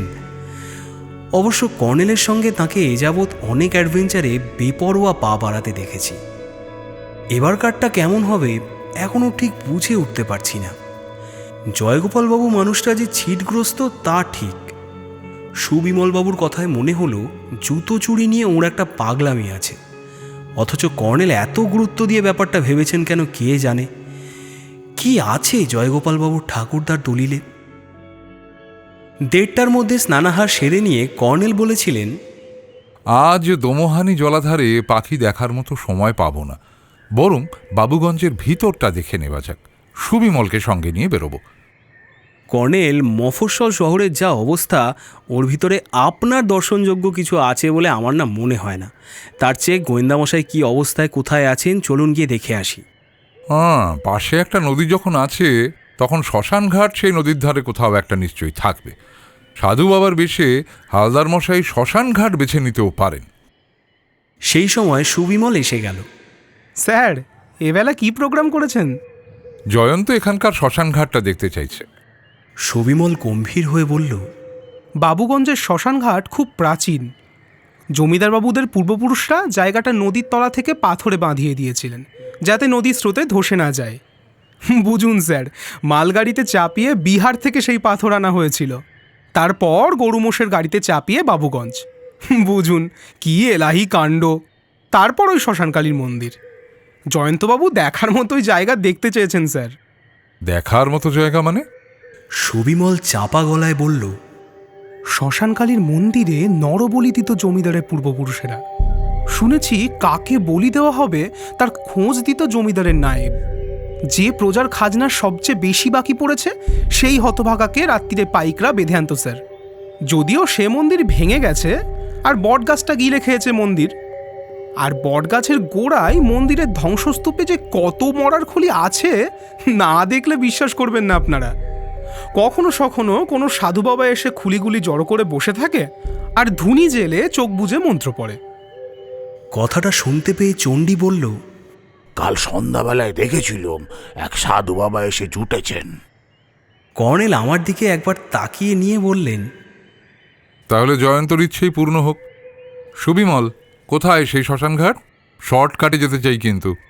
তাহলে নদীর ধারে বাঁধের পথে চলুন, ওই ব্রিজ পেরিয়ে একটুখানি এগোতে হবে। পূর্ব বাহিনী বেহুলার দক্ষিণ তীরে বাঁধের দুধারে ঘন গাছপালা আর ঝোপঝাড়। একটা জেলে বসতিও বাঁদিকে চোখে পড়ল। একটা একতলা ঘরের মাথায় টাঙানো আছে সাইনবোর্ড, তাতে লেখা আছে বাবুগঞ্জ ঝাপুইহাটি মৎস্যজীবী সমবায় সমিতি। কিছু দূর হেঁটে যাওয়ার পর নদীর ব্রিজের এদিকটায় দুধারে দোকানপাট আর ভিড়। ব্রিজ পেরিয়ে গিয়ে আবার বাঁধ এবং গাছের সারি। তারপর নদী যেখানে উত্তরে বাঁক নিয়েছে সেইখানে উঁচু জমির ওপর একটা বিশাল বটগাছ। কর্নেল মাঝে মাঝে বাইনোকুলারে হয়তো পাখি দেখছিলেন। সুবিমল বলল, এই যে স্যার, এসে গেছি। চওড়া উঁচু জায়গাটা ছাই ভর্তি। ঘাসে ঢাকা বটতলার ওদিকটায় ইতস্তত চিতার ছাই। সেই ছাই উত্তরের বাতাসে ছড়িয়ে পড়েছে। বাঁধ থেকে সেখানে কয়েক পা এগিয়ে তারপর সাধু বাবাকে চোখে পড়ল। সামনে ধুনি জেলে গায়ে কম্বল জড়িয়ে তিনি বসে আছেন। হ্যাঁ, ইনি গোয়েন্দা প্রবরই বটে। আমাদের দেখা মাত্র তিনি চোখ বন্ধ করে ফেললেন। সুবিমল একটু দূরে হাঁটু মুড়ে মাটিতে মাথা ঠেকিয়ে প্রণাম করছে দেখে হাসি পাচ্ছিল, কিন্তু কর্নেল চোখের ইঙ্গিতে আমাকে দূরে থাকতে বললেন। আমি আস্তে বললুম, সুবিমল বাবু, সাধু বাবা খুব রাগী মানুষ মনে হচ্ছে, কিন্তু পাশেই দেখছেন ত্রিশূল পোঁতা। কিচ্ছু বলা যায় না, হঠাৎ ত্রিশূল ছুঁড়ে মারতে পারেন। তার চেয়ে চলুন ওপাশে ওই নিম গাছটার কাছে গিয়ে দাঁড়াই। কর্নেলের ব্যাপার তো জানেন, উনি সাধুদের সঙ্গে বেশ ভাব জমিয়ে তুলতে পারেন। নিমতলায় দাঁড়িয়ে লক্ষ্য করলুম কর্নেল অবিকল সুবিমলের মতো হাঁটু মুড়ে নম করলেন, তবে টুপি পরা মাথা মাটিতে ঠেকানোর অসুবিধা আছে। তারপর দেখলুম দুজনে কী সব কথা হচ্ছে। সুবিমল সতর্কভাবে একটু হেসে ফিসফিস করে বলল, বুঝলেন জয়ন্তবাবু, সাধু বাবা কর্নেল সাহেবকে বিদেশি সাহেব ভেবেছে। আমি সাধু বাবাদের এই ব্যাপারটা দেখেছি জানেন। সাহেব মেমদের এটা কিন্তু খুব খাতির করে। একটু পরে কর্নেল এসে বললেন, সাধু বাবার আশীর্বাদ নিয়ে এলুম। তাহলে আমিও যাই আশীর্বাদটা নিয়ে আসি নাকি? কর্নেল গম্ভীর মুখে বললেন, সাধু বাবা প্রতিদিন মাত্র একজনকে আশীর্বাদ করেন, তারপর যারা যায় তাদের অভিশাপ দেন। ভাগ্যিস আজ সারাদিন ওর কাছে কেউ যায়নি, নইলে আমাকে অভিশাপ দিতেন। এ এক সাংঘাতিক সাধু। চলো সুবিমল, আমরা এখান থেকে কেটে পড়ি। সুবিমল বাঁধে উঠে বলল, জয়ন্তবাবু নিশ্চয়ই মরার খুলিগুলো দেখতে পেয়েছেন। হ্যাঁ দেখলুম তো, কত খুলি গাছে শেকড়ে আটকে আছে। সবিমল হঠাৎ ফুঁসে উঠল। ওই হতভাগা প্রজাদের অভিশাপেই তো মুখুজ্জেদের জমিদারি ধ্বংস হয়ে গেছে। জমিদারি প্রথা উচ্ছেদ করা হয়েছিল স্বাধীনতার পরে। হতভাগ্যদের অভিশাপ দেরি করে লেগেছিল। দেরি কি বলছেন স্যার? প্রমথ মুখুজ্জের ঠাকুরদার আমলেই নাকি সাংঘাতিক কাণ্ড হয়েছিল। তখন তো আমার জন্মই হয়নি। 1942 সালের আগস্ট বিপ্লবের কথা বইয়ে পড়েছি। আপনারা যদিও আমার চেয়ে বেশি জানেন। বাবার মুখে শুনেছিলুম আগস্ট মাসে তখন প্রচণ্ড ঝড় বৃষ্টি হয়েছিল কদিন ধরে। এক রাত্রে স্বদেশী বাবুরা জমিদারের খাজানচিখানা লুট করেছিলেন।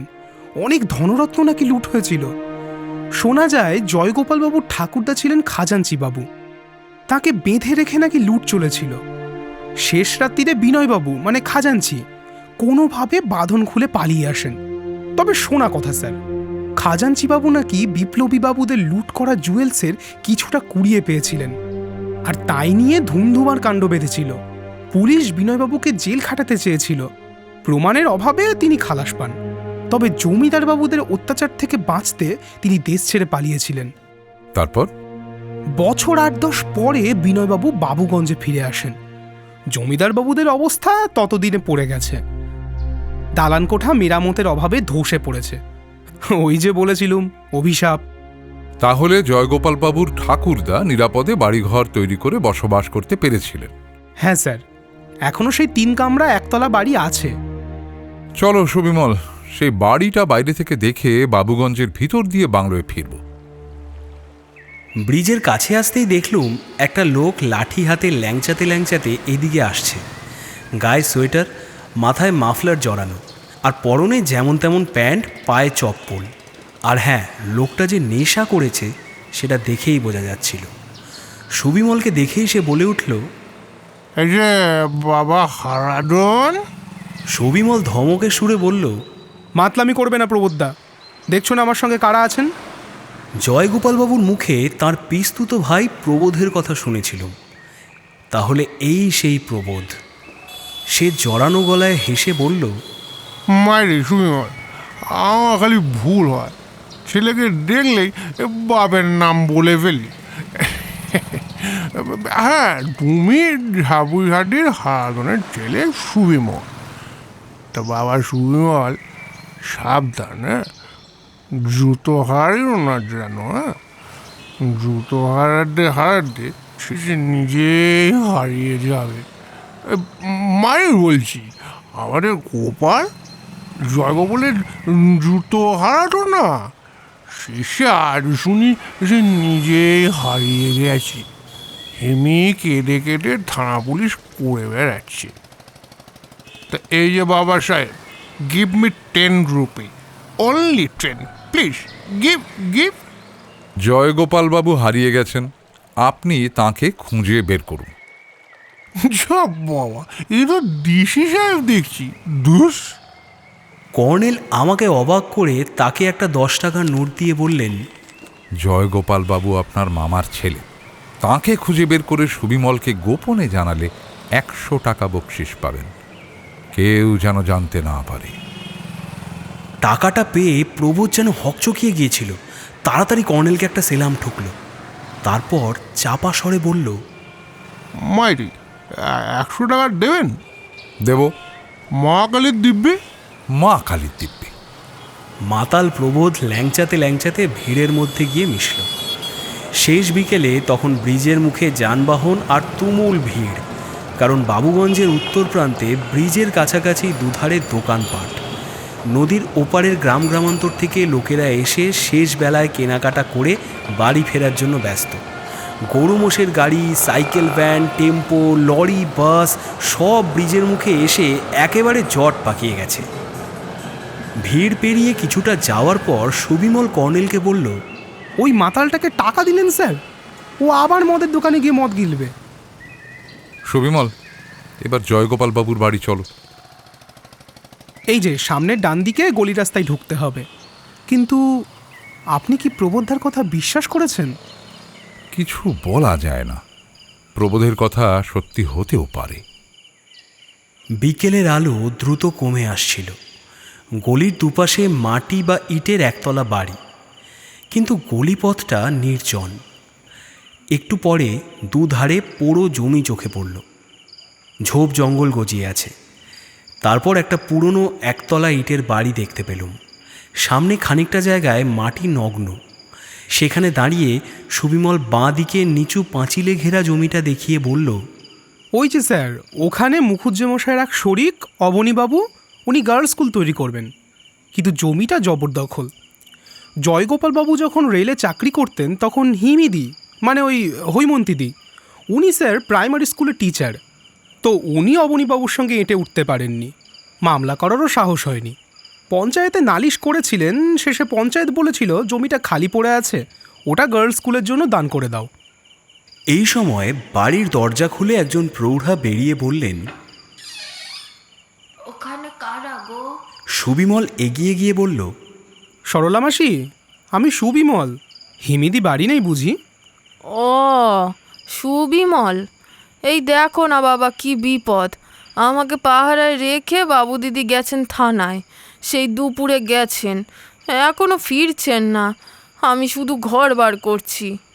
কি বিপদ সরলা মাসি? তুমি শোনোনি, সারা বাবুগঞ্জে রটে গেছে যে বিপদ বলে বিপদ। অমন এক জলজ্যান্ত লোক গোপালবাবু কলকাতা গেলেন, গিয়ে ফেরার পথে হারিয়ে গেলেন। হারিয়ে গেলেন মানে? হারিয়ে গেলেন বই কি, রানাঘাট স্টেশনে বাবু দাদাকে ট্রেন থেকে কাল বিকেলে নামতে দেখেছিল হরেন গয়লা, আরও দেখেছিল মুসলমান পাড়ার মকবুল। বাবু দিদির কান্নাকাটি আর থানা পুলিশ করার খবর পেয়ে তারা এসে বলে গিয়েছে, পুলিশকেও বলেছে। এদিকে সারাটা রাত্রির গেল, সকাল গেল, বাবু দাদার খবর নেই। বাবু দিদির মাস্তুতো দাদা কলকাতার পুলিশ, তাকে বাবু দিদি টেলিফোনে খবর দিয়েছিলেন। তিনি এই দুপুরবেলা এসে বাবু দিদিকে নিয়ে আবার থানায় গেছেন। বলে প্রৌঢ়া আমাদের দিকে তাকালেন। সুবিমল বলল, এনারা কলকাতার সাহেব, এখানে বেড়াতে এসেছেন। আমি যেখানে কাজ করি সেই বাংলোতেই উঠেছেন। স্যার, সরলা মাসির জেলে পাড়াতে বাড়ি, দেখলে বুঝবেন না মাসির কি ক্ষমতা। ওদের মৎস্যজীবী সমবায় সমিতির অফিসে একদিন দিনের বেলায় ডাকাত পড়েছিল। মাছ বিক্রির টাকা সেদিন বিলি হওয়ার কথা, তো খবর পেয়ে নৌকায় চেপে ডাকাত এসেছিল, আর এই মাসি এক ডাকাতকে ধরে উপুর করে ফেলেছিল। বেগতিক দেখে অন্য ডাকাতরা পালিয়ে যায়। ও সব কথা থাক বাবা সুবিমল, এই বিপদ নিয়ে আমার মাথা ঠিক নেই। একদিন বাবু দাদা যেখানে যেতেন জুতো হারিয়ে আসতেন, ছেলে ছোকরারা ঠাট্টা তামাশা করত। এখন বাবু দাদা নিজেই কোথায় হারিয়ে গেলেন। রানাঘাট হাসপাতাল থেকে বাবুগঞ্জ পর্যন্ত যত ছোট বড় হাসপাতাল আছে খোঁজ নিয়েছে পুলিশ, কোনো পাত্তা নেই। জয়গোপাল বাবুর কি কোনো শত্রু আছে এখানে? অমন ভোলা ভালা মানুষের কে শত্রু থাকবে সাহেব বাবা। বাবু দাদা রেলের চাকরি শেষ করে নিজের বাবার বাড়িতে এসে ঠাঁই নিয়েছিলেন। ওনার বোন একদিন বাড়িখানা যত্ন করে আগলে রেখেছেন। আর বাবু দিদিরও তো বয়স হয়েছে, ছেলেপুলে নেই, আর কতদিন চাকরি করবেন।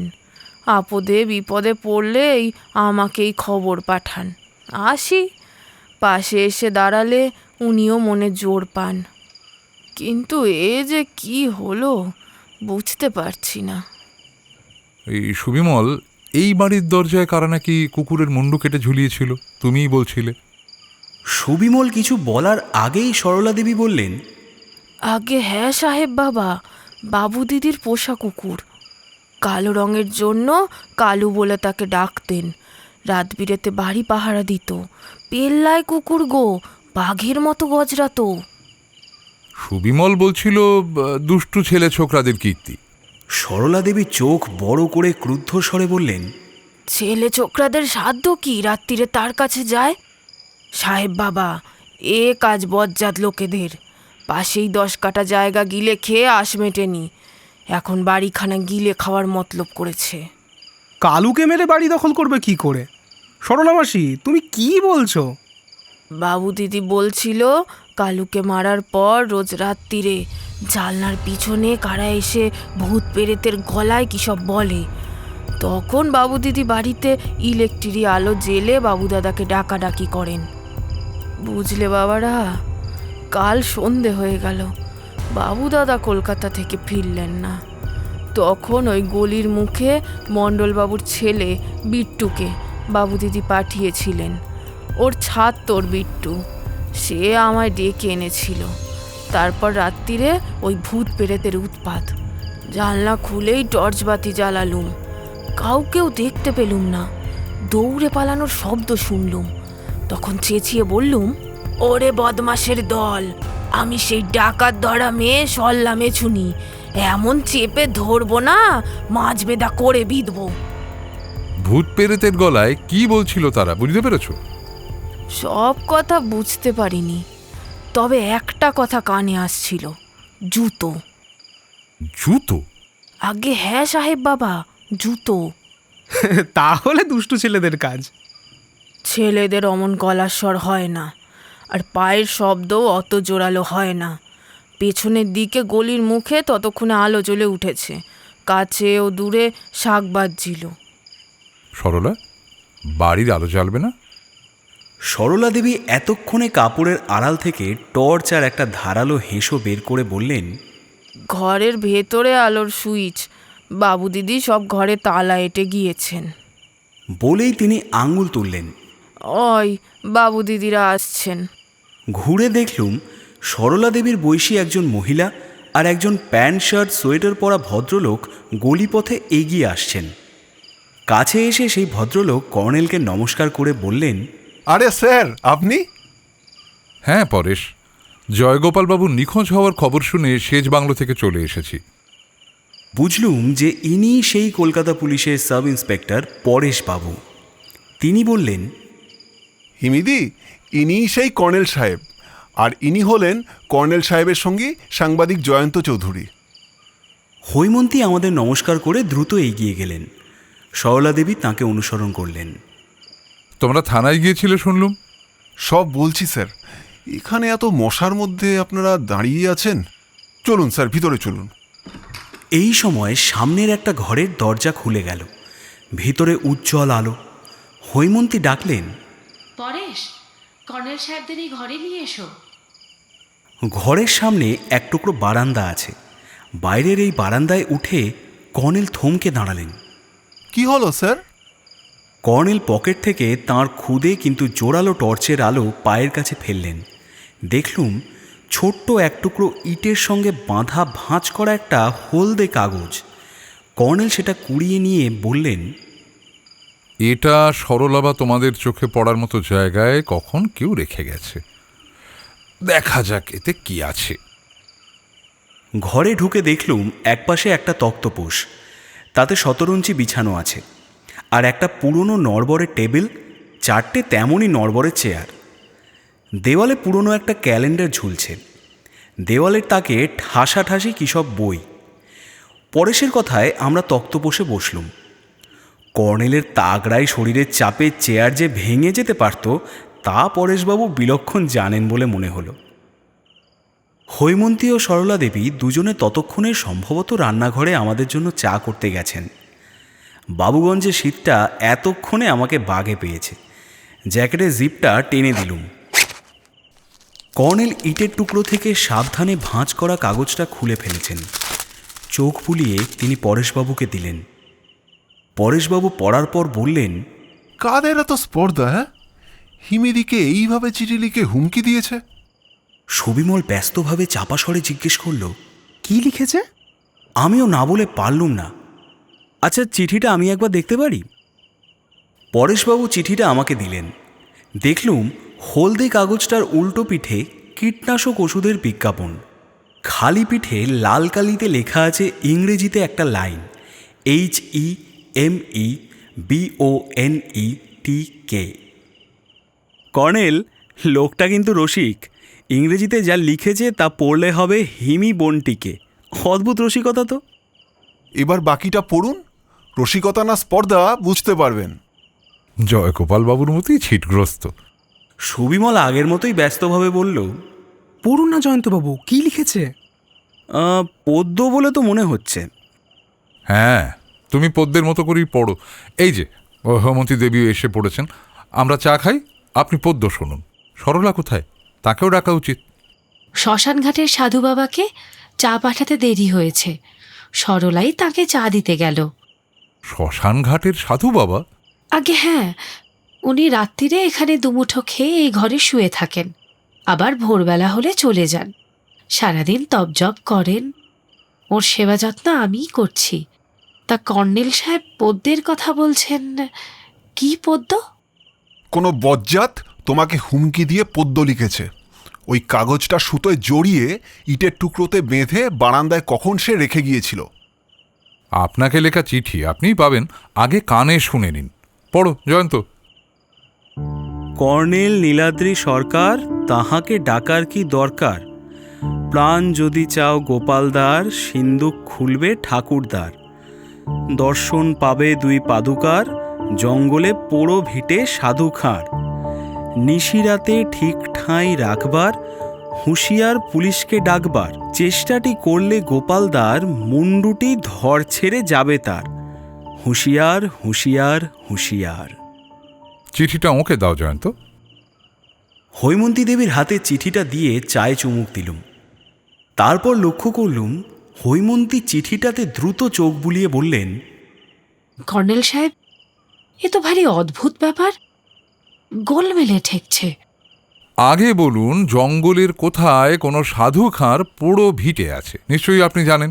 হ্যাঁ, পুরনো জমিদার বাড়ির ওধারে হরনাথ সাধুখা নামে এক ব্যবসায়ীর বাড়ি ছিল। এখন তো সেই জমিদার বাড়ি ধ্বংসস্তূপ। হরনাথবাবু এখন বাজারে এসে বাড়ি করেছেন, চাল ডাল এসবের আড়তদারি ব্যবসা করেন তিনি। আপনার ঠাকুরদার সিন্দুক কোথায় আছে? হৈমন্তী দেবী কর্নেলের দিকে একবার তাকিয়ে মুখ নামালেন, তারপর মাথা নেড়ে আস্তে আস্তে বললেন, জানি না। আপনার ঠাকুরদার উইল আমি আপনার দাদার কাছ থেকে নিয়ে দেখেছি, তাতে একটা প্রাচীন সিন্দুকের কথা আছে। কিন্তু অদ্ভুত একটা ব্যাপার লক্ষ্য করলুম, আপনাদের 3 কামরা বাড়িটা একতলা, অথচ উইলে লেখা আছে বাড়ির একটা অংশ দোতলা। সেই অংশের একতলায় সিন্দুকটা আছে। পরেশবাবু বললেন, আমি তো এ বাড়িতে ছোটবেলায় কতবার এসেছি, দোতলায় তো কোনো ঘর দেখিনি। যদি আমার জন্মের আগে কোনো অংশে দোতলা থাকতো, সে কথা তো নিশ্চয়ই জানতে পারতুম। দোতলা ঘর থাকলে তা ভেঙে যাওয়ার কোনো চিহ্ন থাকতো। আমি উইল দেখেছি, ওটা যে মোহরিবাবু লিখেছিলেন তাঁরই ভুল বলে আমার ধারণা। আপনার দাদার কি ধারণা জানেন? দাদার বিশ্বাস সিন্দুকটা কোনো ঘরে পোঁতা আছে। আপনার ঠাকুরদার পাদুকা অর্থাৎ জুতোর ব্যাপারটা কি আপনি জানেন? না, দাদা আসবার পর তার অনেকগুলো জুতো হারিয়েছিল। তারপর দাদা নিজেই হারিয়ে গেল। শেষেই চিঠি। কে বা কারা দাদাকে কোথায় বন্দি করে রেখে ঠাকুরদার জুতো দাবি করছে, কিছু বুঝছি না। পরেশ, পুলিশ কি জয়গোপালবাবুর অন্তর্ধানের কোনো হদিশ পেয়েছে? স্যার, বাবুগঞ্জে হরেন নামে একজন গোয়ালা আছে। সে দুধের কারবার করে, রোজ কলকাতায় সে যাতায়াত করে। সেই পুলিশকে বলেছে প্ল্যাটফর্মের ভিড়ের মধ্যে গোপালদাকে সে দেখেছিল। আর মকবুল নামে একটা লোক ডিমের কারবারি, সেও স্টেশনের পিছনে বাসে চাপবার সময় গোপালদাকে দেখতে পেয়েছিল। গোপালদা হন্তদন্ত হয়ে হেঁটে একটা প্রাইভেট কারের কাছে গিয়ে দাঁড়ালেন, আর তখনই বাস ছেড়ে দেয়। কাজেই মকবুল আর কিছু দেখতে পায়নি। তাই পুলিশ ঠিকই সন্দেহ করেছে যে গোপালদা কারোর প্রাইভেট কারে চেপেছিলেন, সেই তাকে সুযোগ পেয়ে অপহরণ করেছে। গাড়ির রং বা কি গাড়ি, এসব কি কিছু মকবুল লক্ষ্য করেছিল? গাড়িটার যা বর্ণনা মকবুল দিয়েছে তাতে অ্যাম্বাসেডর বলেই মনে হয়েছে। গাড়িটার রং কিন্তু তত সাদা নয়, মেটে রঙের। এখন সমস্যা হলো, বাবুগঞ্জে আজকাল অসংখ্য গাড়ি হয়ে গেছে। হিমিদির সন্দেহ ওটা অবনী মুখুজ্জের গাড়ি, কিন্তু তার তো অ্যাম্বাসেডর গাড়ি নেই, একটা সাদা রঙের মারুতি আছে। বলে পরেশবাবু ঘড়ি দেখলেন, তারপর উঠে দাঁড়িয়ে বললেন, হিমিদি, আমাকে কিন্তু আজ 7:30 বাসে কলকাতায় ফিরতেই হবে। আর কর্নেল সাহেব, আমি একদিনের ছুটি নিয়ে এসেছিলুম। আপনি যখন এসে গেছেন আমি নিশ্চিন্ত। আর হ্যাঁ, বাবুগঞ্জ থানার ওসি বাসুদেব ঘোষ এখানে আপনার আসবার কথা জানেন। পুলিশ সুপার তাকে খবর দিয়েছেন। বাসুদেববাবু সেজ বাংলোয় আপনার সঙ্গে আজ রাতেই দেখা করতে যাবেন। পরেশবাবু হৈমন্তী দেবীর সঙ্গে বাড়ির ভিতরে চলে গেলেন। সেই সময় সুবিমল চাপা স্বরে বলল, আমার কিন্তু একটা সন্দেহ হচ্ছে। কি সন্দেহ? হিমিতির ঠাকুরদার সিন্দুক কোথায় লুকোনো আছে তা হয়তো হিমিতি জানেন। কি করে বুঝলে? হিমিতির চোখ মুখ দেখে। সিন্দুকের কথা শুনেই উনি কেমন যেন চমকে উঠেছিলেন। কর্নেল কিছু বলার আগেই একটা ব্রিফকেস হাতে নিয়ে পরেশবাবু এলেন। তারপর আমাদের কাছে বিদায় নিয়ে বেরিয়ে গেলেন। হৈমন্তী দেবী বাইরের বারান্দায় গিয়ে তাকে বললেন, তোমাকে টেলিফোন করে সব জানাবো পরেশ। তিনি ভিতরে এলে কর্নেল বললেন, হৈমন্তী দেবী, ওই পদ্যে লেখা চিঠিটা আমার দরকার। আপনার দাদাকে উদ্ধার করার জন্য ওটা একটা মূল্যবান সূত্র। তবে একটা কথা, পুলিশকে এই চিঠির কথা যেন জানাবেন না। চিঠিটা হৈমন্তী দেবীর হাতের মুঠোয় ছিল। তিনি কর্নেলকে সেটা দিলেন। এই সময় সরলা দেবীর সাড়া পাওয়া গেল। তিনি বাইরের বারান্দায় উঠে ঘরে ঢুকলেন। তার হাতে ছোট্ট একটা কেটলি আর কাঁচের গেলাস। তিনি বললেন, গিয়ে দেখি শ্মশান ঘাটে ধুনির আগুন আছে, কিন্তু সাধু বাবা নেই। ডাকাডাকি করেও সাড়া পেলুম না। সাধু সন্ন্যাসীদের স্বভাব এরকমই, কোথায় কখন থাকেন আবার উধাও হয়ে যান। আচ্ছা চলি, চিন্তা করবেন না, আপনার দাদাকে আশা করি শিগগিরই উদ্ধার করে দেব। যে পথে গিয়েছিলুম সেজ বাংলোয় সে পথেই এসেছিলুম। ঠান্ডায় আমার হাত পা প্রায় নিঃসার। সুবিমল ঠাকমশাইকে কফির তাগিদ দিয়ে রুম হিটারের সুইচ অন করে দিল। তারপর সে বেরিয়ে গেল। তখন কর্নেলকে চাপা স্বরে জিজ্ঞেস করলুম, হালদার মশাইয়ের কানে আপনি কি ফুসমন্তর দিলেন বলুন তো, যে উনি শ্মশান ঘাট থেকে একেবারে উধাও হয়ে গেলেন? কাল বাবুগঞ্জে এসেই হালদার মশাই শ্মশান ঘাটের ওদিকে ঝোপের আড়ালে সাধু সেজে গিয়েছিলেন। তারপর শ্মশান ঘাটের বটতলায় ধুনি জেলে বসেছিলেন। বরাত ভালো, হৈমন্তীর সাধু সন্ন্যাসীর প্রতি খুব ভক্তি আছে। সেটা অবশ্য তাঁর পক্ষে স্বাভাবিক। তবে তাঁর দেখা দেখি সরলারও একই রকম ভক্তি আছে। সরলা কাল বিকেলে শ্মশান ঘাটে এক সাধু বাবাকে দেখে হৈমন্তীকে খবর দিয়েছিল। ব্যাস, শীতের রাতে শ্মশান ঘাটে কাটানো সম্ভব ছিল না বলবো না, কারণ হালদার মশাইয়ের পক্ষে পুলিশ জীবনে অমন অভিজ্ঞতা হয়েছে। কিন্তু ওখানে বসে থেকে কষ্ট করে রাত কাটিয়ে তাঁর লাভটা কি? তাঁর উদ্দেশ্য ছিল জয়গোপালবাবুর বাড়ির আনাচে কানাচে ওত পেতে দুর্বৃত্তদের পাকড়াও করা। কাজেই হৈমন্তী তাঁর সেবা যত্ন করতে চাইলে প্রত্যাখ্যান করবেন কেন? তাহলে গত রাতে গোয়েন্দামশাই দুর্বৃত্তদের সঙ্গে লড়াইয়ের সুযোগ পেয়েছিলেন? না না, তারা আড়াল থেকে সম্ভবত দেখেছিল ত্রিশূলধারী এক সাধু বাবা হৈমন্তীর অতিথি। তা আজ উনি হঠাৎ বেপাত্তা হলেন কেন? আপনার পরামর্শে? হ্যাঁ, হালদার মশাই আমাকে খবর দিলেন জয়গোপালবাবু বাড়ি ফেরার পথে নিখোঁজ। তাঁর বোন থানা পুলিশ করে বেড়াচ্ছেন। কথাটা শুনেই আমি ওকে পরামর্শ দিলুম, প্রাক্তন জমিদার পরিবারের ঠাকুর বাড়িতে চলে যান। খুব হুঙ্কার ছাড়বেন, তন্ত্রমন্ত্র আওড়াবেন। তাতে কি লাভ? মুখুজ্জে বাড়ির লোকজনের গতিবিধির খবর দৈবাত মিলতেও পারে। আচ্ছা কর্নেল, জয়গোপালবাবুর নিখোঁজ হওয়ার সঙ্গে মুখুজ্জেদের কোনো যোগাযোগ আছে বলে কি আপনি মনে করছেন? জানি না, তবে চান্স নিলে ক্ষতি কি? এই সময় ঠাকমশাই ট্রেতে কফি আর পাঁপড় ভাজা এনে টেবিলে রাখলেন। তারপর বললেন, সাহেবকে থানা থেকে ফোন করেছিল কেউ। চণ্ডী ফোন ধরেছিল। চণ্ডী কোথায়? আগে সে বাড়ি চলে গেছে। কাল সকালে ইঞ্জিনিয়ার সাহেবকে জিপ গাড়িতে চাপিয়ে সে কোথায় নিয়ে যাবে। গ্যারেজ থেকে জিপ গাড়ি চালিয়ে নিয়ে গেছে চণ্ডী। হ্যাঁ, বুঝলেন স্যার, এই জিপ গাড়িটা ইঞ্জিনিয়ার সাহেব আপনাদের জন্যই পাঠিয়েছিলেন। আপনারা গাড়ি এনেছেন শুনে ইঞ্জিনিয়ার সাহেব ওই জিপ গাড়িটা চণ্ডীকে নিয়ে যেতে বলেছিলেন। ঠাকমশাই মাথায় মাফলার জড়িয়েছেন আর গায়ে আস্ত একখানা কম্বল। তিনি বেরিয়ে যাওয়ার পর বললুম, একটা ব্যাপার ভারী অদ্ভুত লাগছে।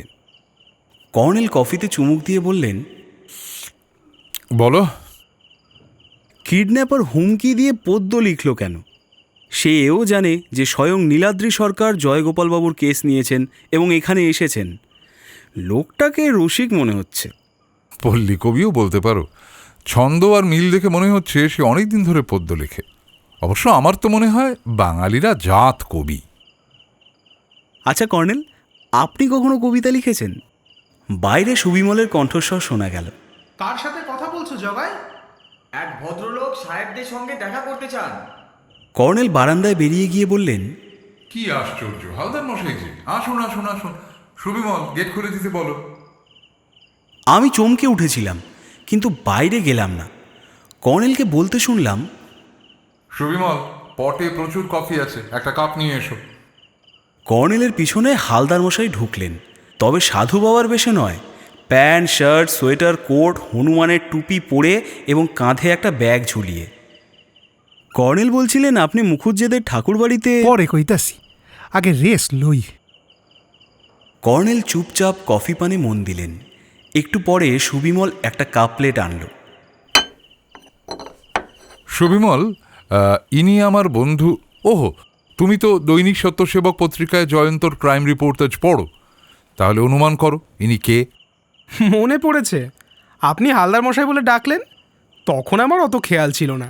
নমস্কার স্যার, আমি বাংলো কেয়ারটেকার সুবিমল হাজরা।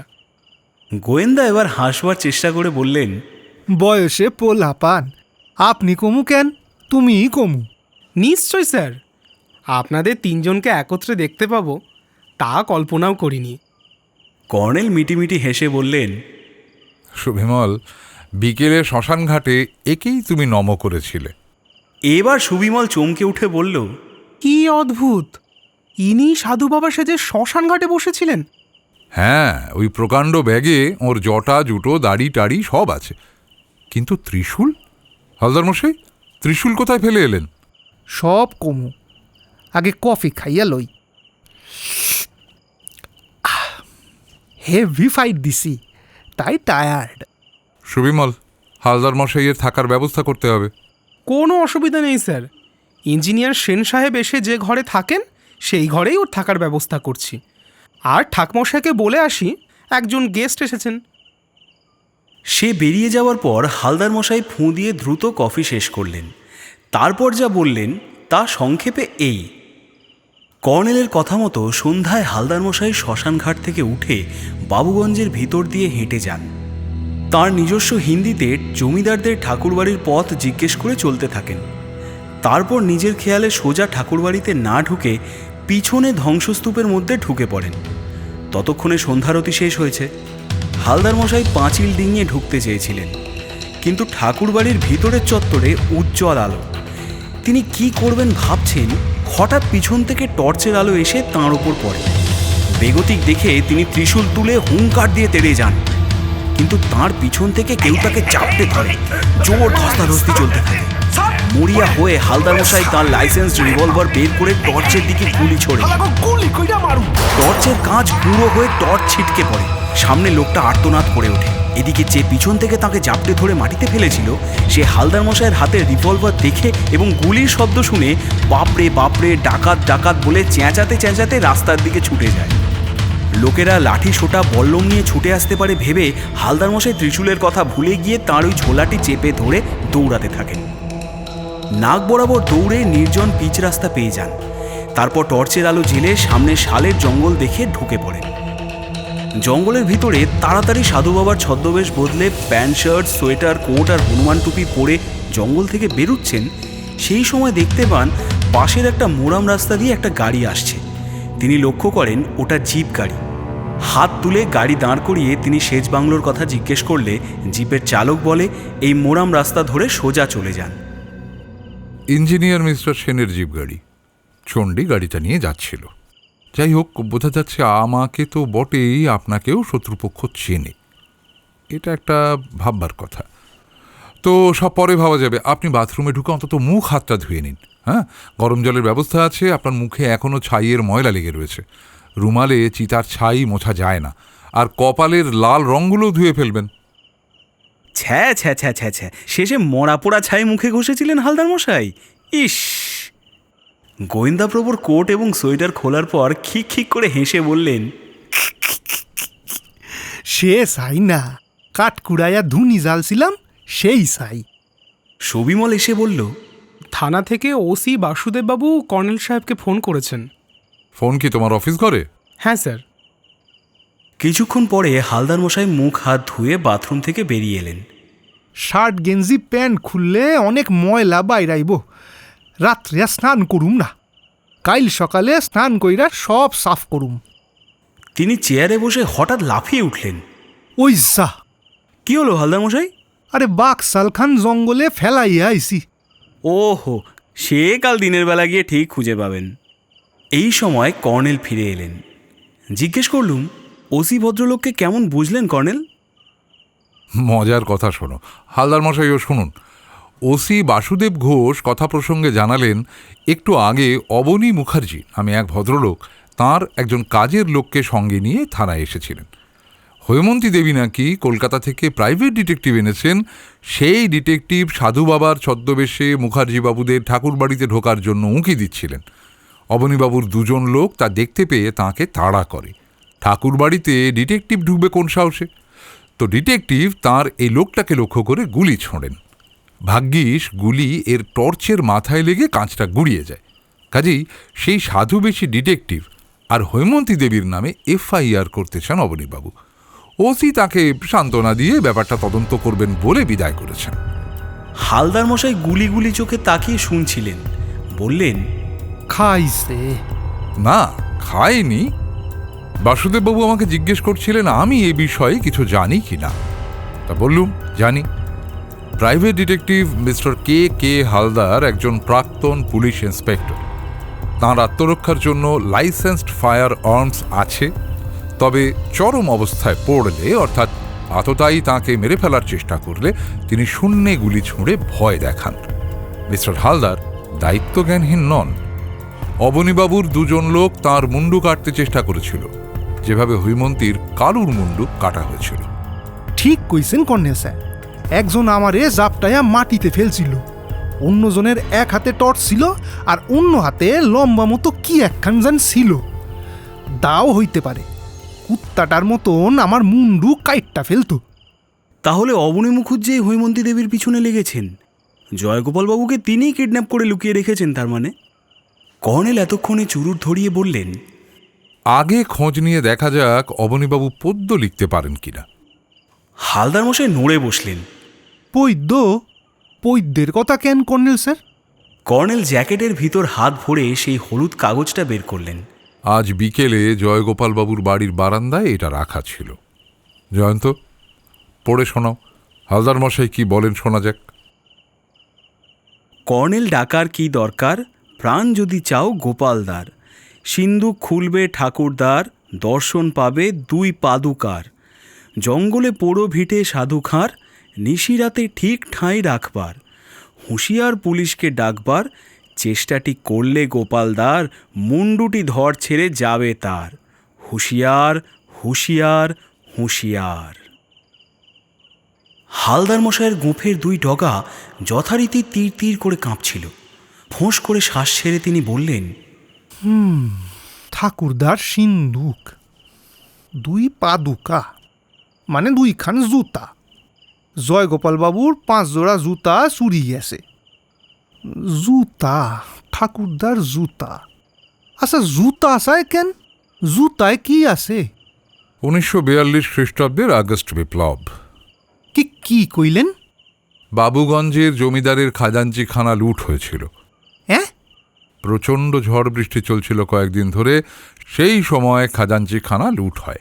হালদার মশাই আমার দিকে তাকিয়ে বললেন, কর্নেল স্যার কি কইতাছেন জয়ন্তবাবু? জয়গোপালবাবু কি বলেছিলেন আপনি ভুলে গেছেন হালদার মশাই? উনি বলেছিলেন না ওর ঠাকুরদা জমিদার বাড়ির খাজাঞ্চি ছিলেন? মনে পড়ছে। কর্নেল স্যার কইছিলেন খাজাঞ্চি মানে ট্রেজারার। তা ট্রেজারার ভদ্রলোকের জুতা একদিন পরে চায় কারা? কেন চায়? আমার ধারণা আপনারা 9টায় ডিনার খেয়ে নিলে ভালো হয় স্যার। ঠাকমশাই বড্ড শীতকাতুরে মানুষ তো, আর বয়সও হয়েছে। কর্নেল ঘড়ি দেখে বললেন, ঠিক আছে, 9টায় আমরা খেয়ে নেব। সুবিমল বেরিয়ে গেলে হালদার মশাই বললেন, জয়ন্তবাবু কি কইতাছিলেন যেন? কর্নেল চোখ কটমুটিয়ে আমার দিকে তাকালেন। রাত বিরেতে জুতোর কথা বললেই ভূত প্রেতের দল জালনার কাছে এসে জুতো চাইবে। সাবধান জয়ন্ত। হালদার মশাই খিক খিক করে হেসে উঠলেন।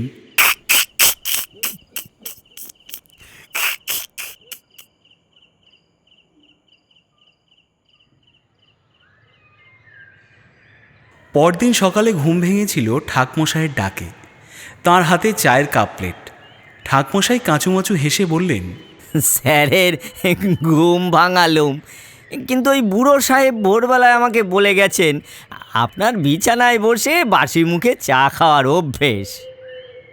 কর্নেল সর্বত্র এই ব্যবস্থাটা করে প্রাতঃভ্রমণে বের হন। আমার আবার বেডটি না খেলে বিছানা ছেড়ে উঠতেই ইচ্ছে করে না।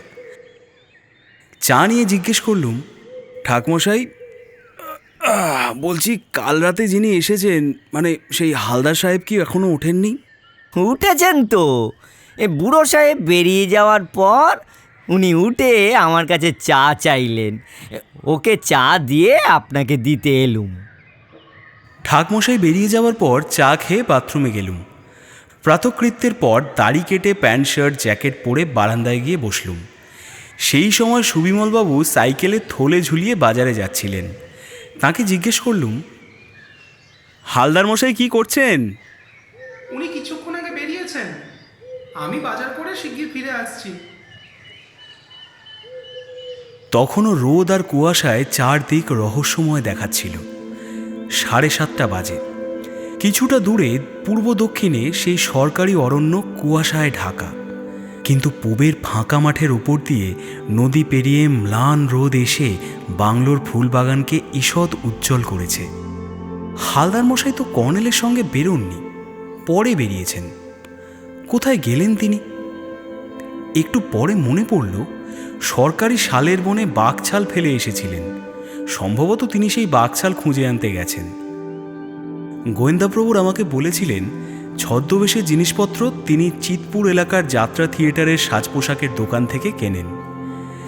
বাঘছালটা চিতপুরে কেনা নকল জিনিস হলেও ওটা তো তাকে পয়সা দিয়ে কিনতে হয়েছে, কাজেই ওটা জঙ্গলে ফেলে রাখবেনই বা কেন? প্রায় 9টায় কর্নেল ফিরলেন, সেই ট্যুরিস্টের বেশ। মাথায় টুপি, পিঠে কিটব্যাগ আঁটা, কোমর থেকে ফ্লাস্ক ঝুলছে এবং গলা থেকে বায়োনকুলার আর ক্যামেরা। তিনি যথারীতি সম্ভাষণ করলেন, মর্নিং জয়ন্ত, আশা করি সুনিদ্রা হয়েছে। মর্নিং কর্নেল, বেয়ে ঘোরে ঘুমিয়েছি। তা আপনি কতদূর ঘুরলেন? প্রমথ মুখুজ্জের ফার্মের পাশ দিয়ে হেঁটে দোমোহানি জলাধার পর্যন্ত, কিন্তু কুয়াশা কাটতে দেরি হচ্ছিল, বাইনাকুলার ঝাপসা হয়ে যাচ্ছিল, তাই ফিরে এলুম। পরে দেখা যাবে। হালদার মশাই কোথায়? উনি সম্ভবত সরকারি জঙ্গলে ওর ওই বাঘছালটা খুঁজতে গেছেন। সকাল থেকে তো আমার সঙ্গে দেখাই হয়নি। ততক্ষণে সুবিমল বাজার করে ফিরে এসেছিল। ঠাকমশাই ট্রেতে কফি আর স্ন্যাক্স আনছিলেন। তার সঙ্গে সুবিমলও এলো। সে বলল, আপনি কি পায়ে হেঁটে ড্যাম অবধি গিয়েছিলেন স্যার? হ্যাঁ, কিন্তু বড্ড কুয়াশা, ওবেলায় গাড়িতে যাব বরং। বড় মুখুজ্জের ফার্ম দেখলেন? দেখলুম, নিচু পাঁচিলের ওপর কাঁটা তারের বেড়া, বাইনাকুলারে যতটা দেখা যায় দেখলুম। দোমোহানির এক মেছুনির নাম রানী, তাকে রানীদি বলে ডাকি। পথে তার সঙ্গে দেখা হলো, তার কাছে 1/2 কিলো পাবদা মাছ ছিল। মাছগুলো দিয়ে রানীদি বলল প্রায় 1.5 কিলো পাবদা ছিল। আসবার পথে নাকি বড় মুখুজ্জের ডাকে ফার্মে ঢুকেছিল সে। মাছ ওজন করার সময় নাকি রানীদি এক পলকের জন্য জয়গোপালকে দেখেছে। ঘর থেকে বেরিয়েই ঘরে ঢুকে গেল। রানীদি জানে জয়গোপালবাবুকে খুঁজে পাওয়া যাচ্ছে না।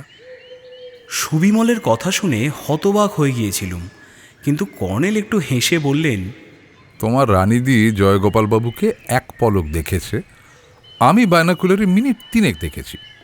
ফার্মের পশ্চিমে গেট, গেটের ভেতরে ঢুকলে বাঁদিকে প্রমথবাবুর বাংলো, একেবারে মডার্ন ফার্ম। প্রমথবাবুও পোশাকে আমার চেয়ে বেশি সাহেব। ড্রেসিং গাউন পরে বারান্দার ইজি চেয়ারে বসে গায়ে রোদ নিচ্ছিলেন।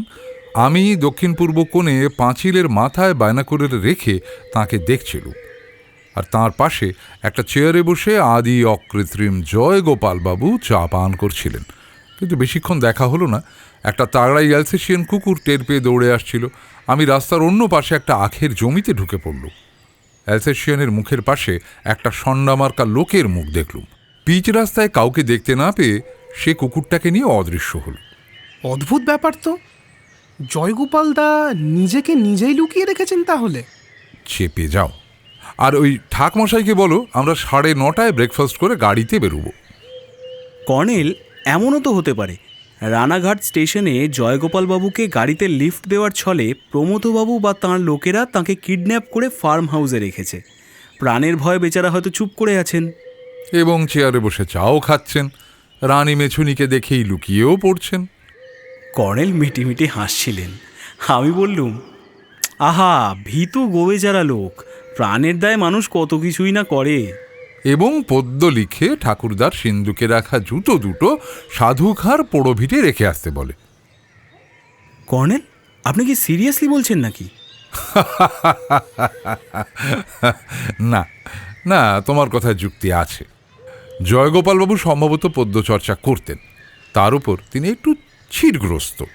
প্রমথবাবুর কথায় তিনি পদ্যটা লিখতেও পারেন। কিন্তু হৈমন্তী দেবী তো তাঁর ঠাকুরদার সিন্দুকটা কোথায় আছে জানেন না, তাহলে? কর্নেল আমার কথার কোনো জবাব দিলেন না। কফি শেষ করে চুরুট ধরিয়ে বারান্দা দিয়ে এগিয়ে গেলেন। সুবিমলকে অফিস থেকে বেরুতে দেখলুম। তারপর কর্নেল তার সঙ্গে অফিসে ঢুকলেন। 9:30 আমরা ব্রেকফাস্ট করলুম। তখনও হালদার মশাইয়ের পাত্তা নেই। কর্নেল বললেন, বলা যায় না, জঙ্গলে বাঘ ছাল খুঁজতে গিয়ে হালদার মশাই গোয়েন্দাগিরি করতে প্রমথবাবুর ফার্মের আনাচে কানাচে হয়তো ওত পেতে বসে আছেন। কিন্তু সমস্যা হলো, অ্যালসেশিয়ানের পাল্লায় পড়ে ফায়ার আর্মস থেকে গুলি ছুঁড়লে কি হবে? ব্রেকফাস্টের পর সুবিমলও আমাদের সঙ্গে আসতে চাইল। কর্নেল একটু হেসে বললেন, আমরা কিন্তু হালদার মশাইয়ের মতো গোয়েন্দাগিরি করতে যাচ্ছি না, কাজেই তুমি আসতে পারো। তাছাড়া তোমার আসবার অধিকার আছে, কারণ তুমি আপাত দৃষ্টে জটিল রহস্যে ভরা একটা ঘটনার এমন মূল্যবান সূত্র দিয়েছ যা দিয়ে এই ঘটনার সব জট খুলে যাবে। মনে মনে অবাক হলেও কিছু বললুম না। রহস্যের জট খোলার কি মূল্যবান সূত্র দিয়েছে সুবিমল, কে জানে। মোরাম রাস্তা দিয়ে গাড়ি চালিয়ে বাঁদিকে সেই শাল সেগুনের সরকারি জঙ্গল পেরিয়ে যেতে যেতে হঠাৎ কর্নেল বললেন, জয়ন্ত, গাড়ি থামাও। কি ব্যাপার? কর্নেল গাড়ি থেকে নেমে বললেন, যা ভেবেছিলুম তাই ঘটেছে সম্ভবত। জঙ্গলের মধ্যে কুকুরের হাঁক ডাক কানে আসছে। সুবিমল, গাড়িতে বসে থাকো। জয়ন্ত, আমার সঙ্গে এসো তো। আমারও কানে এলো জঙ্গলের মধ্যে কুকুরের প্রচণ্ড চেঁচামেচি। কর্নেলকে অনুসরণ করে জঙ্গলে ঢুকলাম। শুকনো পাতার ওপর নিঃশব্দে চলাটা কঠিন। কুকুরের গজরানি লক্ষ্য করে কিছুটা এগিয়ে গিয়ে চোখে পড়ল এক অদ্ভুত দৃশ্য। একটা ষণ্ডা মার্কা গুঁফো লোকের হাতের চেনে আটকানো প্রকাণ্ড একটা অ্যালসেশিয়ান কুকুর। লোকটা ওপর দিকে তাকিয়ে আছে, আর কুকুরটা ওপর দিকে মুখ তুলে বিকট হাঁক ডাক করছে। তারপরই দেখতে পেলুম একটা শাল গাছের উঁচু ডালে বসে আছেন আমাদের প্রাইভেট ডিটেকটিভ হালদার মশাই। তার হাতে কোনো ফায়ার আর্মস নেই। গুলি মেরে দুজনে এগিয়ে গেল। ষণ্ডা মার্কা গুঁফো লোকটা দাঁত বের করে নিঃশব্দে হাসছে, আর হালদার মশাই ধমক দিচ্ছেন,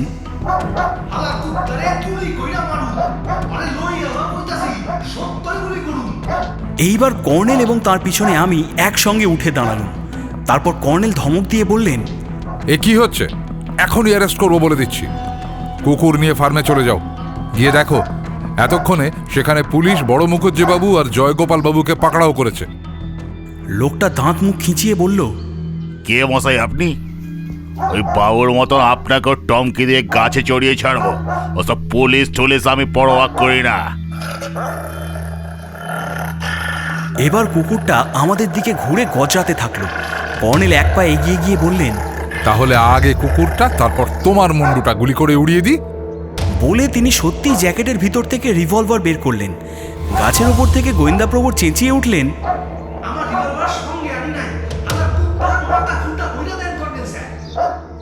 লোকটা রিভলভার দেখে আঁতকে উঠে কুকুরের চেন ছেড়ে গুলতির মতো উধাও হয়ে গেল। কুকুরটাও কি বুঝলো কে জানে, তখনই তার পিছনে দৌড়ে অদৃশ্য হলো। হালদার মশাই, আপনি শাল গাছে চড়লেন কি করে?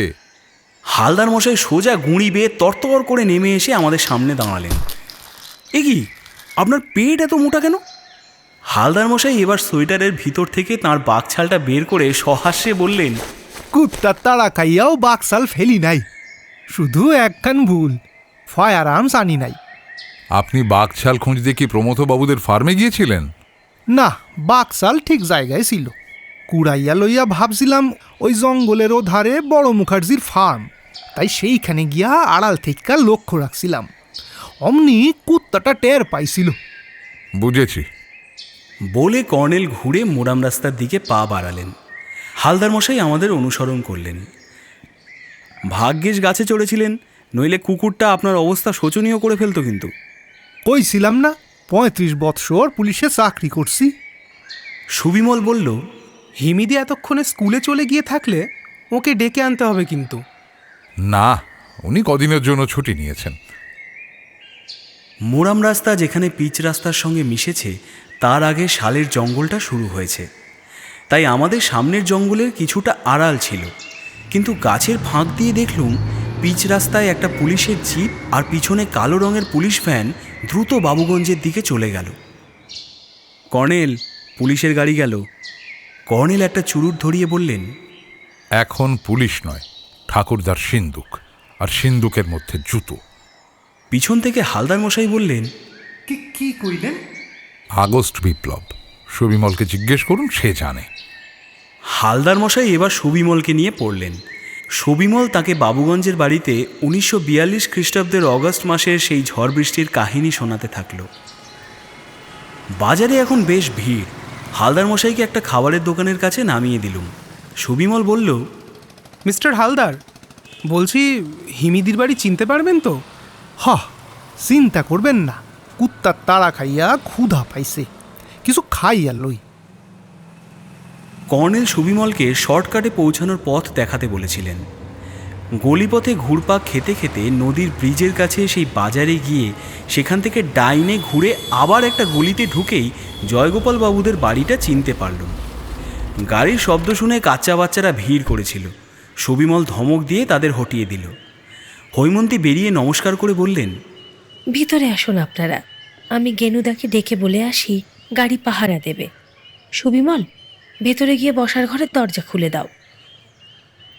কাল রাতে যে ঘরে বসেছিলুম সেই ঘরে আমিও কর্নেল বসলুম। একটু পরে হৈমন্তী ফিরে এলেন। কর্নেল বললেন, গত রাতে কোনো উৎপাত হয়নি তো? না না, তবে প্রবোধদা, তাকে চেনেন কিনা জানি না। চিনি, বলুন। আপনারা চলে যাওয়ার পর প্রবোধদা মাতলামি করছিল। কিছু বলছিলেন কি উনি? মাতলামি করে গান গাইছিল, গোপাল আছে শিবের কোলে। সরলা মাসি ওকে ধমক দিয়ে তাড়িয়ে দিল, তবে গানটা শুনে খটকা লেগেছিল।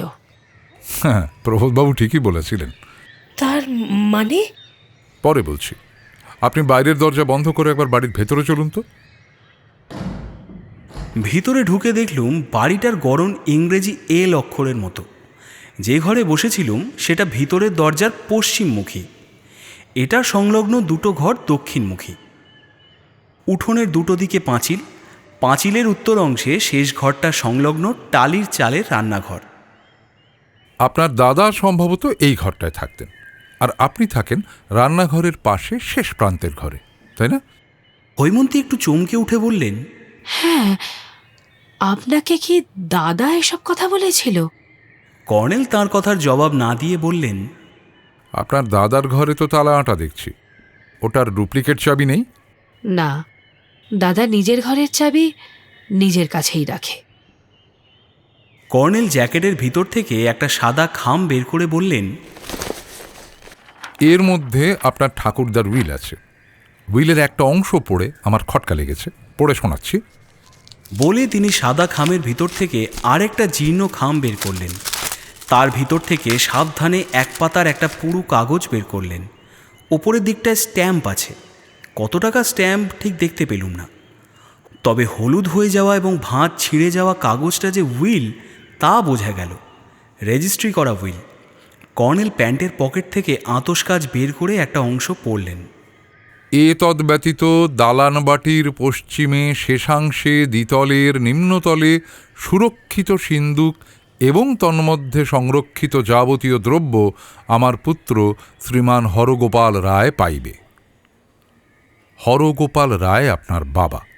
আপনার ঠাকুরদা দ্বিতলের লিখে নিম্নতল লিখেছেন, কিন্তু শেষাংশ দ্বিতল নয়, দোতলা নয়, একতলা। তাহলে নিম্নতল কথাটার একটাই মানে হয়, তাই না হৈমন্তী দেবী? কিছু বুঝতে পারছি না। পশ্চিমে শেষাংশে আপনার ঘর। প্লিজ আপনার ঘরে চলুন। হৈমন্তী একটু ইতস্তত করে নিজের ঘরে গিয়ে তালা খুলে দিলেন। তারপর ভিতরে ঢুকে পশ্চিম, উত্তর এবং দক্ষিণের জানলাগুলো খুললেন। আমরা বারান্দায় জুতো খুলে ঘরে ঢুকলুম। দেখলুম দেওয়ালের পশ্চিমে সেকেলে একটা উঁচু পালঙ্ক, অন্যদিকে আলমারি, র্যাকে সাজানো বই, এক কোণে ছোট্ট বেঞ্চিতে কভারে ঢাকা বাক্স প্যাঁটরা। দ্বিতলের নিম্নতল কথাটা আমি বুঝতে পেরেছি হোমতী দেবী। এই ঘরের তলায় একটা ঘর আছে, ইংরেজিতে যাকে বলে বেসমেন্ট। আগের দিনে বলা হতো তয়খানা। সেখানে দামি জিনিস রাখা হতো। আপনার খাটের মাথার দিকে ছোট্ট বেঞ্চে বাক্স প্যাঁটরা রাখা আছে। বলে কর্নেল প্যান্টের পকেট থেকে তার খুদে কিন্তু জোরালো আলোর টর্চ বের করে জ্বাললেন। তারপর একটু ঝুঁকে দেখে নিয়ে বললেন, বেঞ্চের তলায় পেতলের বালতিটা সরাচ্ছি, আমাকে বাধা দেবেন না প্লিজ। কর্নেল পেতলের বালতি সরাতেই দেখা গেল একটা মোটা লোহার আংটা। কর্নেল উঠে দাঁড়িয়ে বললেন, হৈমন্তী দেবী, লোহার এই আংটা ধরে জোরে টান দিলে লোহার চৌকো একটা পাত উঠে আসবে, নিচে সিঁড়ি আছে, নেমে গেলেই সিন্দুকটা পাওয়া যাবে। হৈমন্তী কান্না জড়ানো গলায় বললেন, কিন্তু গোপালদাকে সিন্দুকের খোঁজ দিলে সে ঠাকুরদার জুতো দুটো বের করবে। জুতো দুটোর হিলে কি আছে তা কি আপনি জানেন? জানি। তার মানে এই সুবিমলের মুখে একটা ঘটনা শোনার পর তা আমি যুক্তিসঙ্গতভাবেই অনুমান করেছি। 1942 সালের অগস্ট মাসে ঝড় বৃষ্টির রাতে স্বদেশী বিপ্লবীরা জমিদারের খাজাঞ্চিখানা লুট করেছিল। আপনার ঠাকুরদা ছিলেন খাজাঞ্চি। তাঁকে বেঁধে রেখে ধনরত্ন লুট করা হয়েছিল।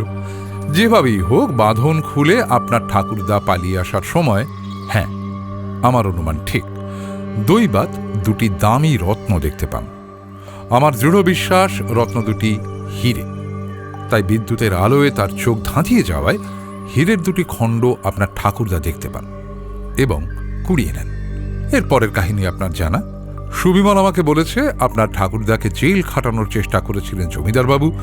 8 বছর তিনি লুকিয়ে থাকার পর ফিরে আসেন। আমি সব জানি, বাবার কাছে শুনেছি। কিন্তু দাদা এতদিনে রেলের চাকরি থেকে রিটায়ার করে আসার পর মুখুজ্জেদের পাল্লায় পড়েছে। দাদাকে টাকার লোভ দেখিয়ে মুখুজ্জেরা হিরে দুটো হাতাতে চায়, তাই মিথ্যে করে জুতো চুরির গল্প শোনায়। আপনি জানেন তাহলে? হৈমন্তী আঁচলে চোখ মুছে বললেন, আগে একটু সন্দেহ হয়েছিল, হাতের লেখা অন্যের, কিন্তু গত রাতে ওই পদ্য পড়েই বুঝেছিলুম এটা দাদার পদ্য। দাদার পদ্য লেখার অভ্যাস আছে। হালদার মশাই ফোঁস করে শ্বাস ছেড়ে বললেন, খাইছে। এই সময় বাইরে গাড়ির হর্ন শোনা গেল।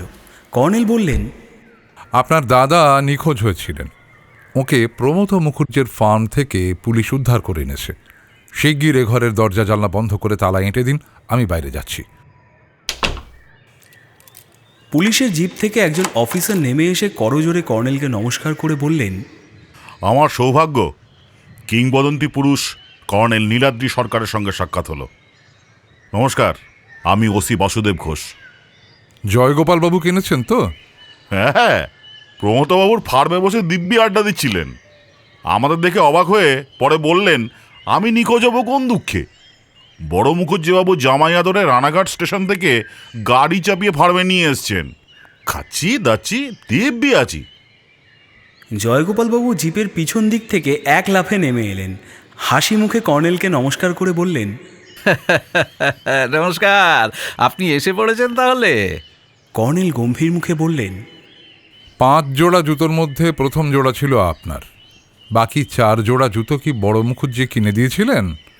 জয়গোপালবাবু জিপ কেটে বললেন, ছ্যা ছ্যা ছ্যা ছ্যা ছ্যা ছ্যা, আমার কি জুতো কেনার পয়সা নেই স্যার? আপনার দিব্যি, মাকালির দিব্যি, মানে কথা পুলিশ স্যারের দিব্যি। আমার 5 জোড়া জুতো সত্যি চুরি গিয়েছিল। সেই জুতোগুলো আজ সকালে বড় মুখুজ্জের ফার্মের পাঁচিলের গোড়ায় ঘাসের মধ্যে দেখেছি। সবগুলোর হিল মানে কথা ওপড়ানো। খাপ্পা হয়ে বললুম, বড় মুখুজ্জেদা এ কি করেছো? তো বড় মুখুজ্জের এক কথা, ঠাকুরদার জুতো জোড়া এনে দাও তবে ছাড়া পাবে। তারপর কাল দুপুরবেলা আমাকে দিয়ে মানে কথা পদ্য লিখিয়ে ছাড়লো, বুঝলেন? না লিখলে বলে অ্যালসেশিয়ান দিয়ে আমাকে খাওয়াবে। শেষে বলল কালুর মতো মুন্ডু কেটে এই বাড়ির দরজায় ঝুলিয়ে রাখবে।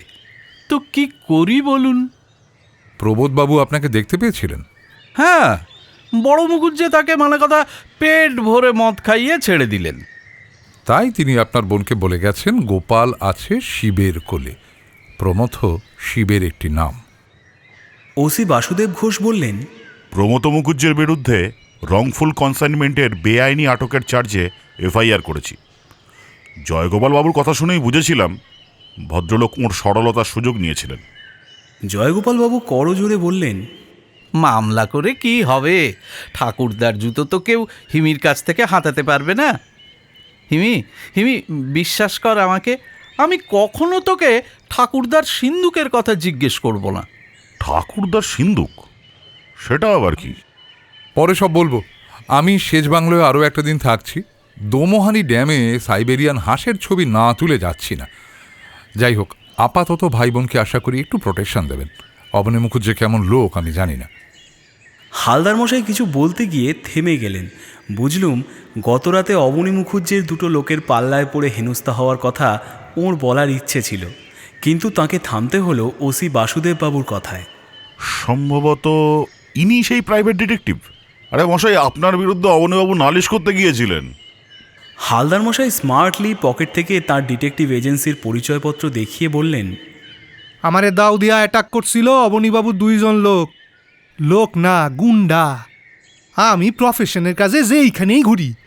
গো কি? হ্যাঁ, ওসি হাসতে হাসতে জিপে উঠে বললেন, দিনে সময় হবে না, সন্ধ্যে 7টায় কর্নেল সাহেবের সঙ্গে সেচ বাংলায় গিয়ে ঠাকুরদার সিন্ধুকের গল্প শুনবো। আসি, নমস্কার। ওসি চলে গেলে হৈমন্তী বললেন, কর্নেল সাহেব, দাদাকে বলে দিন কখনো যেন আর ঠাকুরদা সিন্ধুকের নাম না করে। জয়গোপালবাবু করুণ মুখে বললেন, কিন্তু ঠাকুরদার দুপাটি জুতোর এক পাটি মানে কথা আমার প্রাপ্য কিনা বল হিমি? জুতো নিয়ে কি করবে তুমি? তার চেয়ে অবনী মুখুজ্জের জবরদখল জমিটা তুমি আর আমি আইনত মালিক হিসেবে গার্লস স্কুলের নামে দান করে দেব। দিলুম। তারপর দুপাটি জুতো বিক্রি করে সেই টাকায় গার্লস স্কুলের বাড়ি তৈরি করে দেব। জুতো বিক্রি করে? হ্যাঁ, আরে বলিস কি হিমি? কর্নেল সাহেব, এ কি অদ্ভুত কথা! সুবিমল মুখ ফসকে বলতে যাচ্ছিল জুতোর হিলের মধ্যে কি আছে, কিন্তু কর্নেল তাকে থামিয়ে দিয়ে বললেন, জয়গোপালবাবু, অদ্ভুত কথার মানে যথাসময় জানতে পারবেন, কিন্তু আপনি নিজের জুতো নিজে চুরি না করলেও প্রমথবাবুর প্ররোচনায় একটা খারাপ কাজ করেছেন। হ্যাঁ? কে? কালু নামের কুকুরটা আপনাকে দেখলে বা আপনি তার কাছে গেলে চেঁচাতো না, কারণ আপনারই বাড়ির পোষা কুকুর। এইবার বলুন, কালুকে কি আপনি কোলে তুলে বা কোনোভাবে প্রমথবাবুর লোকের হাতে দিয়েছিলেন? জয়গোপালবাবু, আপনার সাহায্য ছাড়া কারো সাধ্য ছিল না যে কালুর মুন্ডু কাটবে।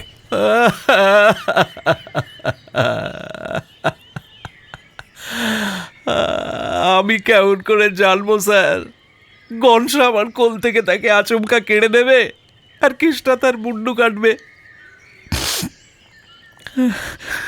অন্ধকার রাত্রির আমাকে গনসা আর কেষ্টা ক্লাব থেকে এগিয়ে দেওয়ার ছলে সঙ্গে এসেছিল। তারপর বলল কালুকে নিয়ে একটা নাকি মজার খেলা খেলবে। তো আমি কি জানতুম কি মজা? তুমি কেন এ কথা লুকিয়ে রেখেছিলে? ভয়ে। বিশেষ কর তোর দিব্যি, কর্নেল স্যারের দিব্যি। গনসা কেষ্টা শাসিয়ে গিয়েছিল, তাদের নাম বলে দিলে আমার মুন্ডু কাটবে। হৈমন্তী দেবী, দাদাকে বাড়ি নিয়ে যান। যথাসময়ে এসে আপনার ঠাকুরদার সিন্দুক আর জুতো দেখব, চিন্তা করবেন না। আপনার প্ল্যানটা ভালো। বাবুগঞ্জে সৎ ভদ্র মানুষও তো কম নেই, তাঁরা আপনাকে সাহায্য করবে। গার্লস হাই স্কুল হবে আপনার ঠাকুরদার নামে। আচ্ছা, চলি তাহলে।